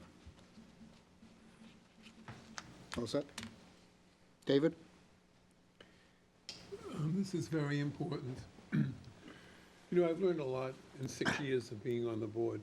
I have a lot of friends who are my age, around my age, and it's like every penny, that we spend, they say, why are you doing this? And, I have, retired people and people truly on fixed income, and when their real estate taxes on a condominium go up, $600 or $700, they freak out because they just, it's like cutting into something that there isn't enough of.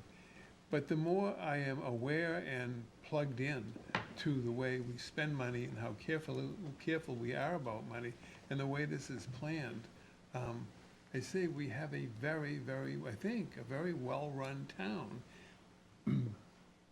Many of my colleagues here, including, I think, the town manager, they would say, what would you like to do without? Well, I drive from my house to the YMCA every morning, and the streets that I go down, I see 7 or 8 trash barrels and, 2 lawnmowers and a washing machine out inside somebody's house, and I say, I want that picked up, and the town is neat, and it gets paid for somehow, but, so I say, nice job of presenting this. It certainly continues to educate me, and I continue to try to listen to my constituency, and can assure them that this is well managed and paid for thoughtfully. So that helps me help them, I think. Thank you. Thank you. Gardner, anything new? Well, just that, I guess I'd like to find out what the appetite of the board is for considering a solid discussion about debt exclusion for the Smith School to reduce our liability cap. We made tactical decisions when we did the Smith School. We thought long and hard and talked about it, about whether it was the time to reintroduce this, and we really didn't have the time to do an education, the appropriate amount of education that would try to convince those who are stalwart in their feeling about no debt exclusion, never a debt exclusion, never an override. I think that people are, and I hear what David's saying about every dollar counts, and, if we had considered the models a couple of slides back, where we did a debt exclusion in 20 years, yes, we would have increased your annual tax $27 more. Over the life of 20 years. But what people don't see is the flip side of the coin, which means that you would have saved 141 for 10 more years. If you actually do the math, 30 years at $141, which is what people are gonna pay now, comes out to $4,230. If you did 20 years at $167, it comes out to $3,340. If you did 20 years with a debt exclusion, you'd save your personally $890. So what people are saying is, I care more about the $27 this year and for the next 19 years than I do in the fact that I would actually save almost $900 by doing it the other way. I understand there's always going to be a no increase taxes faction of this town. I get it. No matter what we do to show them the benefit of a debt exclusion and an override, they're not gonna go for it. I get it. But I think we have, and it's been 20 years since we worked on a debt exclusion. And I think that people are more fiscally savvy. And I think David's right. We're not gonna convince some of the seniors that it's beneficial. I don't know that they feel they have a 30-year horizon. But I'm in my 50s and I think I have a 30-year horizon. I wanna stay in this town. People in the 40s, 30s, 20s have that 30-year horizon. And if we convince those people and show them the numbers that not only save them money, but also allow them to continue or get improved services or infrastructure, I think those people don't think just the next tax bill. I think they think, what is the overall benefit after my 30 years, or in this case, 20 years? And you're right, if we took that graph with all the pretty colors, the high school would be paid off in roughly fiscal year 32 or so, actually no, 28 or so. And that would just give us the capacity to do these other things on the last slide, which we have to really struggle to get. And so I think we should not be cowed by the fact that 20 years ago, the mindset was never, never, never. I think we should I think it's my fiscal responsibility as a selectman to offer options and then let the town decide. I don't think it should be 5 of us deciding it either goes on or doesn't go on and stop it. I think it should go on, and the townspeople, duly educated, should make a decision. And yes, you're gonna have the no's out there. And we talked about it, and I didn't think there should be a yes faction. The numbers should speak for themselves.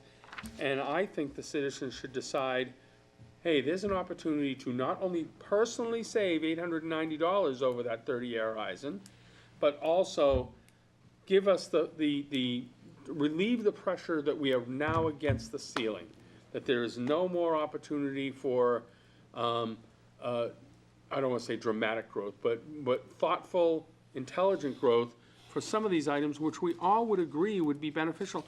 We've been talking about a DPW facility long before I was on the board for the past 30 years, because we know our current facilities are just constrained. We've been talking about, we had struggles with LaBelle's Grove that we probably wouldn't have had if we had some fiscal latitude and could have out and out gotten LaBelle's Grove on our own and not be constrained by what the state has told us we're constrained by because we took money from them. I just think that I personally am more than willing, if the appetite is there for the selectmen, to say it's time to put together an education program about the effects and put that out there for people to make their own decision. Not an advocacy, not a yes, go this way, no, go that way, but here are the effects. In very straightforward, simple terms, go through an education process and have a town election by which people say, I think we should go this way, or I think we should go that way. What's that? Yep. Thank you. Diane? Well, so absolutely, Gardner.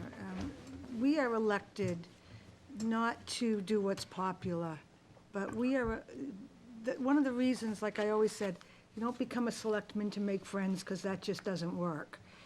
You do it because you're taking on the burden and the responsibility of spending people's money correctly, and that's what people constantly ask us. You know, town meeting this year, every year I'm more impressed with town meeting. Some of the comments that come out, and somebody got up and said, this budget is pretty much all salaries. I think that speaks, though, to the service in Danvers, that, yes, we have to spend money, we have great people working for us, and they do great work, and that's really what people want in this town. I look at the page 25, and I see these are maintenance, improvements, projects that have to be done for us not to lose buildings. That's what should be in debt. That's what we should be dealing with. That's debt. That is ongoing things that we need to maintain and take care of. I think the last meeting, somebody came and said, when are you gonna fix the rotary, whatever? And I'm like, I don't even think that can make the list right now, because like Gardner said, we have DPWs, we have roofs, we have things that have to be done in order for kids to go to school and for senior center, which we know is in dire straits, to be dealt with. So when I look at an override, I look at it for things like the high school, like the Smith School, things that will then come into the regular maintenance debt. And that's where it belongs. But right now, this is not a maintenance debt. This is construction. And it belongs separate. It's not an ongoing cost. Ongoing costs belong in our budget. And I really like how on page 27, you've come in here with some plans, and I think this is well thought, in not only coming in with a debt package and how, you know, if we're going to do this, let's do it correctly. I love that you came up with the idea of the school stabilization going to the general. OPEB. OPEB is here, and we need, as was said earlier by, I think it was Gardner or Dan, this needs to be funded and funded correctly. And that's just an ongoing expense. Free cash, you know, we've seen slide after slide. Free cash is, you know, we're not going to have some great now, not having to mow, not having to remove snow, nothing's going to fall apart in Danvers years anymore, or in a year like that, that free cash is going to jump back up to 4 or 5%. It just, you know, that would be a great contract that we didn't have to pay. So I look at this and I think it's a great presentation because it goes the full distance. It's a plan, and I can't not vote for something because I'm afraid that people will not like me, or I think that people will vote against it. I can't do that. I never have, and I just think that we have a plan here. We have great now data that's shown multiple schools overlaying each other. And if somebody thinks we don't have to start all over with the schools again, but hopefully not at this level, then they're wrong, because I've already heard of projects already starting to come in. We'll be starting over again. So I really do hope that we take the responsible route and look into changing. I say this all the time. Yeah, you might take out a 30-year mortgage, but how many people do you know pay on that mortgage for 30 years? You know, I tell my clients all the time, pay that one extra payment a year. Do not pay all that interest. Of course you're going to pay an extra payment a year, and you're going to reduce your interest, you know, so that you're not paying the first 8 years all interest. That's craziness. So this is a responsible plan. We've been asking for it. It's time to stop pushing expenditures, interest expenditures, and expenditures that don't benefit us currently to the next generation. Thank you. Thank you. So thank you, Rodney, and the town manager for putting together this presentation, well thought out. A lot of questions left with the issues that we have to face.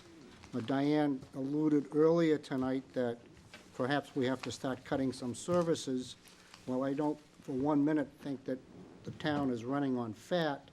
I think there may be opportunities for the town manager to come back with places where we can save some funds on some services to get us through the next year or two, 3 years down the road. And I'd like to see that before we go further on the debt exclusion. And I want to thank CR and Paul Pollock for coming tonight from the Finance Committee to listen, observe. I trust that you found it beneficial in your role in the Finance Committee, and thank you for your attendance. Mr. Chairman, are we not going to discuss it? Are you asking the town manager to go back now and find savings in what?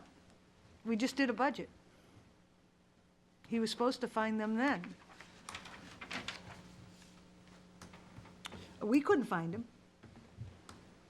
And what we're getting is better data than I remember getting 15 years ago because of, of just all this information we're being handed that project out. We can't change today, but the whole idea of this is to get projections out as you do in your home. You can't change your bills today, but you can project out and change things in the future, realign your debt, maybe, wait until the economy gets better, whatever you're doing in your house. Well, we're getting that snapshot now. OPEB's not going away. The school debt's not going away. These projects aren't going away. DPW still isn't done. The senior center we know has to be worked on. We know all these things. And to sit back and say, go find me, I don't know what dollar figure you're looking for, $2 million to get us to a couple of years. What's going to happen in a couple of years? What does that solve? I don't have that answer. Neither do you. So I don't. That's why I'm saying Right. I'm not hearing a time frame. I'm not hearing exactly what it is that we're asking. We just got this presentation, and just to push it aside, I just don't think that that's the appropriate thing. I'd like to I'm just asking you what it is that you're asking them to do. To look at services to see if there was any savings available. Well, one of the things that happened, when some of us were on the board when we had some really, really lean years, and we actually entertained discussions about what services would go to pay for services. I mean, that's another option. We could start, I'm not advocating for these things, I'm mentioning them as historic. We talked about what would happen if we did trash fees. What would happen if we did other fees for other services? Yes, we could look at that.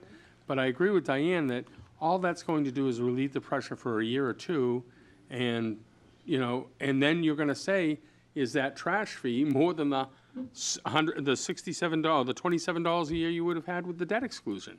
Would you be willing to do a debt exclusion instead of a trash fee that would be more money? I think. So we need that information in order to make a decision. So I see this last page, page 27, as a potential roadmap for discussing if we were to, and again, the town manager reminded me often, and it is not the town's administration's role to be an advocate for anything. That's not their role. However, it is my role. It is my role to say, okay, if we took this last page, put numbers to it, said, okay, my numbers, which show that you would save $890 over 30 years. And again, even if my horizon isn't 30 years, even if my personal horizon is 30 years, my children's are, my grandchildren's are, and do I really want to, am I willing to pay $27 extra a month, a year, I'm sorry, not a month, a year, so that they have less debt when they move into town, when they come to here. So it's not just, I don't want to think it's narrowly me and my next tax bill. I want to think what's going to happen in the future.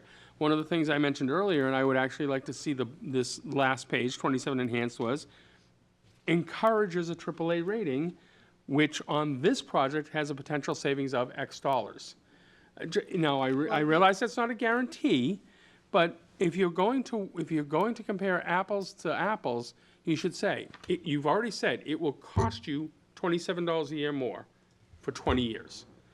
It will, and then it should say, it will save you this in real dollars, and put real dollars in here. And then with that, those are factual things that are not taking a position that the town management can give us, then say, is this worthy of asking the citizens if they should make it, if they should make that decision? Is this enough information to give us the comfort level that we should turn this decision back to the greater 24,000 people, not the 5 of us? So I'm with Diane. I think that if we want to, as part of that process, go ahead and say, hey, what potential services could we cut and what is that going to save people on their taxes? Or what potential fee for services might we be charging and roughly what would it be? And let people weigh those things. That's what I'm asking for. Perhaps to have that information so we can say, it's tax me now, pay fees now. You're saying if I pay more taxes now, I'm going to save $890 20 years from now. Yep. I'm not impressed. Okay, but some people will be. Maybe. But that's, again, that's a decision I think the citizenry should make. Your level of impression and what's important to you at this time is certainly yours to own and feel about. Me, I want to save $890. I don't mind paying the extra $27 to save $190, to stop this in 20 years and get rid of that debt and save 10 years of debt, pure debt on that. But God, there'll be additional debt But there in the is going- future. but So there's you're going to not be gonna- addition- you're but there's never- gonna it's be never addi- going to be a payback. 'Cause you're No, gonna no, no. continue There's going to be to borrow additional debt money. whether you do it or not. Right. The roof has to get repaired whether you do it or not. Everything ages and needs repairs. So if, with that knowledge, you can't say just because we have capacity, we're going to do extra things. No, if we have capacity, we're going to do the roof. We're not going to struggle to do the Riverside roof. We're not going to struggle to do DPW. We're going to be able to do it. And those things are coming anyhow. We've put off DPW for 30 years. There's going to be a point that that building collapses because it's old. You know, we do a fantastic job, and one of the reasons we get such good marks is we do a fantastic job of maintenance that prevents, you know, just the general, you know, aging of these buildings. But eventually, they can't be patched anymore. So if we want to direct, I would like to see, and I understand your question, but I would actually like to say, okay, let's direct the town manager to offer opportunities for savings, specific ones, give them a certain amount of time, or an opportunity to decide what are reasonable fee for services. Because I'm seeing the decisions are debt exclusion to relieve some pressure, reduce services, pay for services. And with that, those are factual things people can make informed decisions upon. I just don't want to bury this in, well, let's see if there's other places for savings, because they do a tremendous job every year of trying to really whittle it down. And we have the finance committee that also takes a real hard look at every single line item and says, is there opportunity for savings? But the opportunity for savings are few and far between, because we're really trying to shave that 25%. Because 75% is well-deserved salaries and benefits. And then you're trying to save, you know, all that money out of that 25%. And, you know, I guess I'd like to see some more explicit direction on gathering that information to then be able to present it in some future date to the board to say, those are your 3 silos. Debt exclusion, here's the numbers. Say services that you know, we would potentially cut. And then what people are going to say, and you and I both know what they're going to say, oh, you're doing doomsday projections. Oh, what do you mean it's free for service? You really don't have to do that, but if you don't put it down, you have to guess at something. So I'd like to see, if we're going to do that, some very concrete things that say, okay, go back, sharpen the pencils yet again after the 4 months you've already been doing it, and try to find even more savings. I don't think that's a potentially fruitful activity. Or dust off the fee for services that we did before, find out what it means in today's world, because and I think at least 3 of us were on the board and said, yeah, of all the things that could be fee for service, here's at least a list we should talk about as potential. Dust those off and see what that cost is, and then let people decide. is a $50 fee for trash pickup more worthy than, you're willing to pay $50 instead of $27 extra for the school? Thank you. Yep. Bill? I have a fear that sometimes people think you can foresee the future. We're not weathermen. If you look back in this town 10 or 15 years ago, who would have expected that our number one employer, number one user of water, number one user of electricity would not be here anymore? The infrastructure, we may be looking at things that we can replace, but things that are out of sight are very easy to overlook. 50, 60, 70 years ago, 50 years ago, we were spending $500,000 a year on the sewer system and the water system. Those are two infrastructural systems we have in town now that are really starting to age to the point where they're going to be needing huge increases that we have no idea what it's going to be in the future. 40 years ago, 50 years ago, we had the introduction of new zoning which allowed brick and mortar malls to come into town, and they were the godsend for the town. Liberty Tree Mall essentially has paid for the high school continuously since it was in existence. But what is the future of brick and mortar malls? You go down there today, it looks like it's a vacant city. It's not going to be the future of retailing with brick and mortar. What's going to happen? We thought recycling was going to be fantastic. It's going to save a lot of money. Anyone who's recycling today, they're losing money. I go over to the transfer station last month, and all of a sudden we're paying almost twice as much to get rid of trash as we were last year.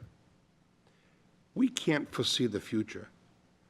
We can try to fight it as much as we can, but it's a fluid, nebulous area where it's not always going to be our fault if something happens or our benefit if something happens. Certainly our forefathers foresaw the benefit of having a diversified zoning in the town, and in 1961 they changed radically the zoning to in this community from what it had been for the previous 20-odd years. And it carried us pretty well for the last 30 or 40 years. But who's to say that the commercial, what do we have for commercial production in Danvers? Now, certain businesses, we're very lucky to have biotech in our town. They make a major impact on our community and our resources. But what happened to Champion Light, Sylvania, Standard Crayon, Mrs. Day's Ideal Baby Shoe, and you can go on and on and on and on about the major employers in this town in the past.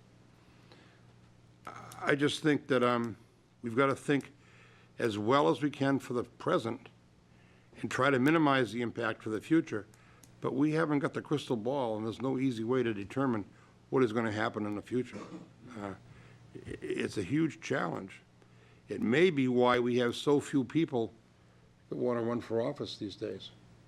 Who wants to be bothered? You pound your head against the sand, and for what? You try to save the community, and what happens? You get criticized for everything you do or say, or you get voted out of office. This town's had a long, long history, I think, of being as well-run as possible, but it's not easy, and I don't want to go on and on and on because it's just a matter of philosophy that I don't think we can foresee the future as well as we might think we can.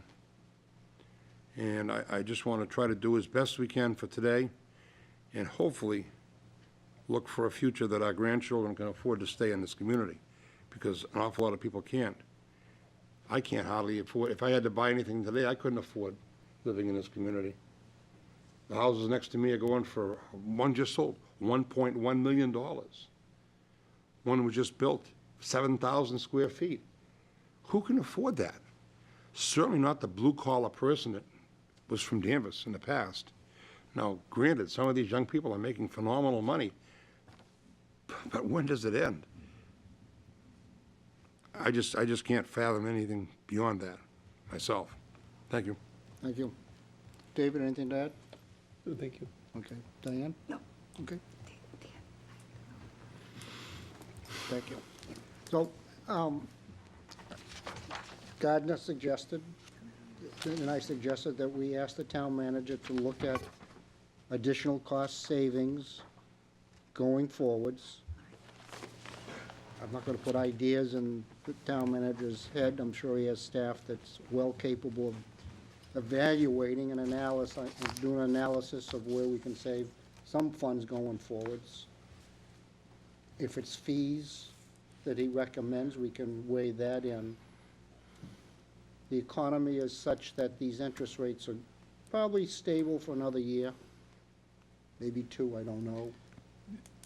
Steve? Yeah, I would offer just a couple comments. So we have quite a few. August of this year is an important date for us. We have a pretty high level of certainty that rates are going to be stable for at least through the fall. We also have you probably know the number. We have a number of bond anticipation notes that are coming due in August. So by packaging, and we have cash flow needs coming up with the Smith School for next year. So August is a key date for us in terms of the first issuance to lock in those historic rates, to pay off the bands that we have outstanding, and to start the Smith School project. I can come back at some point with some ideas in terms of options for fee for service and things like that. I would note I'm not particularly comfortable suggesting to this board what services may or may not be worthy of cutting. I would simply point out, people provide those services. I don't know that it's. I certainly would not be comfortable suggesting services being more or less important than others because people provide those services, and essentially that would be saying we could do without people, and that's a policy decision that we can talk about how services are provided, the cost to provide those services. We can talk about strategies and approaches and competitive bidding and all that. But in terms of making a value judgment about what the community may value for services beyond the authority of certainly staff.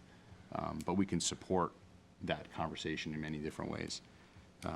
But we can think about, so I think in terms of, for where we are today, we have to move forward in August to begin that construction project for the Smith School. We do have funding in place to do the third year. That has become much more achievable than we had a pathway forward on that last year. That pathway has become much clearer for us in terms of the rate reduction. So the softening or hardening of those rates, depending on how you're looking at them, have reduced the amount that we'll need to put into that stabilization fund by a little under $1 million over the next 5 years. So I think there's a clear path forward to do the third year.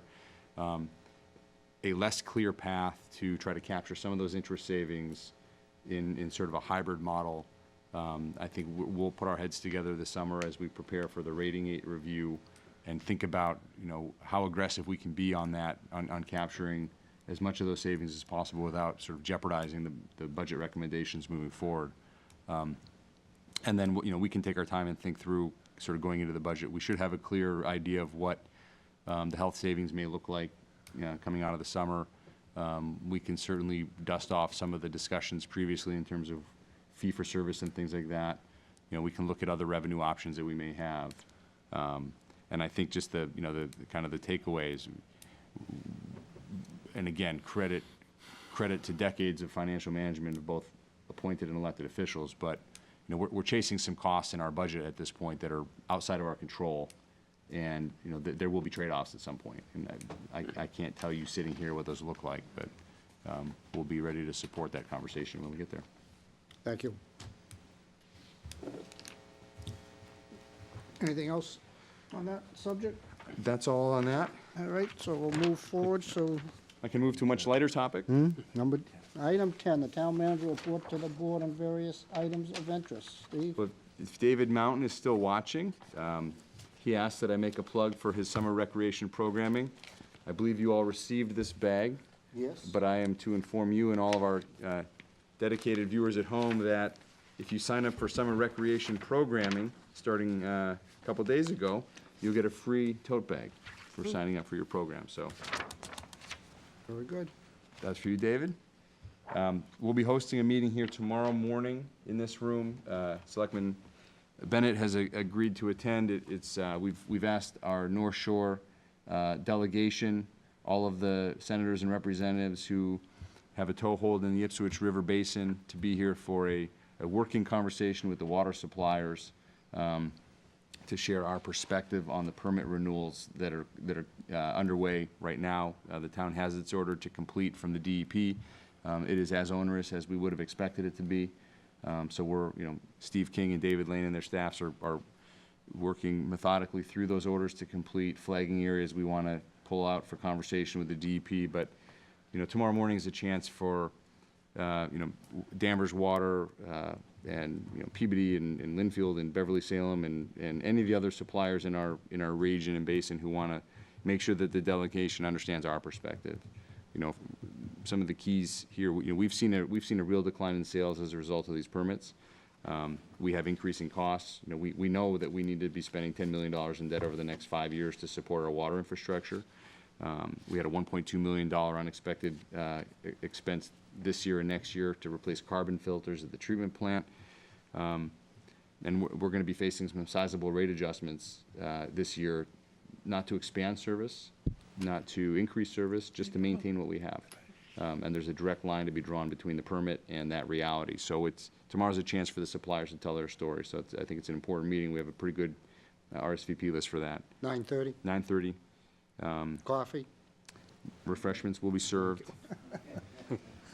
So that's coming up, and then just kind of looking ahead a little Can't bit. ask for red ale. Something we had tried to do last summer and it didn't come together, but on June 26th, Town Hall and the business office will be closed to the public, but staff will be here in jeans and sweatshirts, ready to do a deep dive through what's really more than a decade's worth of clutter and files and things that have piled up since we moved back into this building.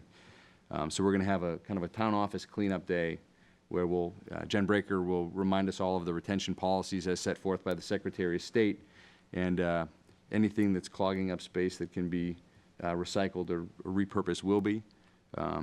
So if you have business to do with the town that week, be sure to be here on Tuesday or Thursday.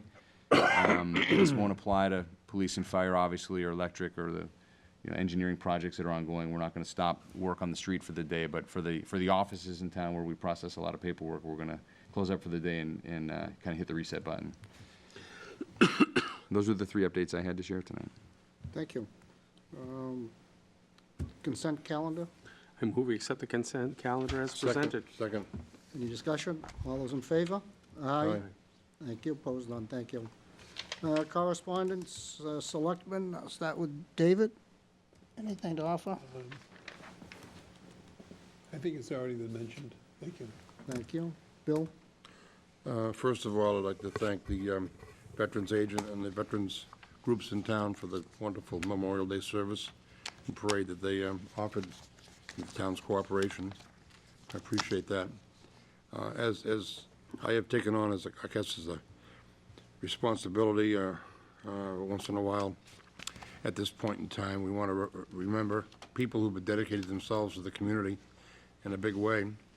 In this past 2-week period, we had a couple of women who we lost, one of whom I don't think ever got elected to anything in town, but she gave thousands of hours of volunteer time to this town and was the primary supporter of our town archivist. Ethel Trask was a wonderful, wonderful person, a very talented woman, and she'll be missed very deeply by her family and friends. Also, we had probably one of the most proactive women in our town's history in politics pass away this past week. A woman who was a town meeting member, a finance committee member, a member of the Board of Selectmen, member of the Board of Health, a long-term resident. Martha Swindell was a very good friend of mine and many other people for many years. She and I used to exchange stories about living on each side of Whipple Hill. And I know even last fall, when she was in her final stages of her sickness that she had, she would be up at the fair, sitting in the car waiting for her husband to finish his work. And she and I had a couple of interesting conversations about the Girl Scout camp that used to be up where Bayberry Road and Sandpiper is now. And people many times don't remember that there was a Girl Scout camp up on Whipple Hill. And we used to always marvel at the fact that there was no kitchen facilities, no lavatories, but they had several hundred girls up there for days in the summer for this summer camp that was part of that property. And Martha will be greatly missed. She was a very astute member of the Board of Selectmen and Finance Committee, and especially we're talking about fiscal responsibility, et cetera. She stood up for what she believed in this town, and it cost her dearly politically, but she was very strong-willed and wanted to see our high school and junior high, middle school repaired. And it was very difficult for her to see that not happen as fast as it should have. And she was also, I thought, a very, very good member on the Board of Health for many, many years and served right up until almost the end. Martha Swindell, we're going to miss you big time. Thank you. Gardner? Echo Bill's sentiments. On a different note, as most people know, next week we'll start our family festival events. They'll starts on the 12th. Our first event is a place. I'm sorry. It starts on the 15th.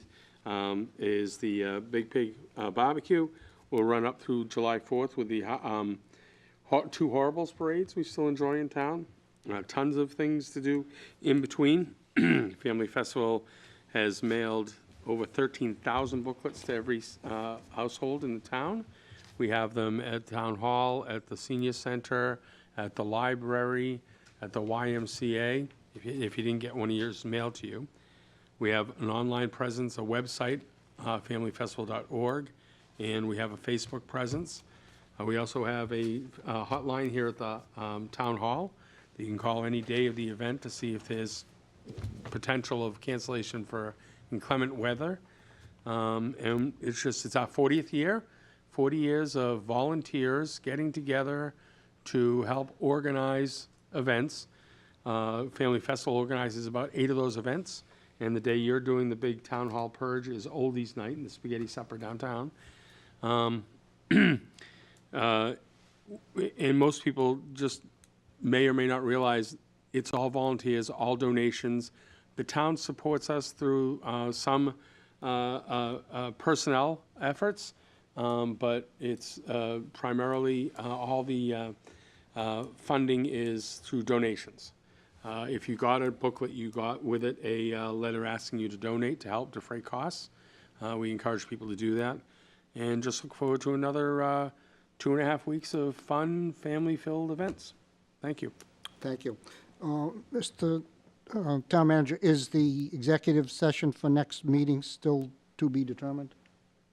No, 6:30. 6:30 is the executive session meeting starting at 7. Correct. Correct, thank you. And what day is that, please? That's the 18th, June 18th, Tuesday. Executive session, 6:30. Thank you. You're welcome. Bill, thank you for bringing up Memorial Day. It was a great day, well-attended. It's great to recognize the veterans. This is the 75th anniversary of D-Day. Some great, not great stories, but stories in the paper. One 19-year-old Penobscot Indian was a medic on D-Day and what he went through, and he's going over there this week to help celebrate. I think he's 94 now, and there's somebody else that's 96, so those veterans are still doing what they need to do to honor our country, so we should remember them and honor those veterans and all other veterans. Thank you. Motion to adjourn? So moved? Second? All in favor? Aye. Aye. Thank you. Good night, Danvers. Diana left.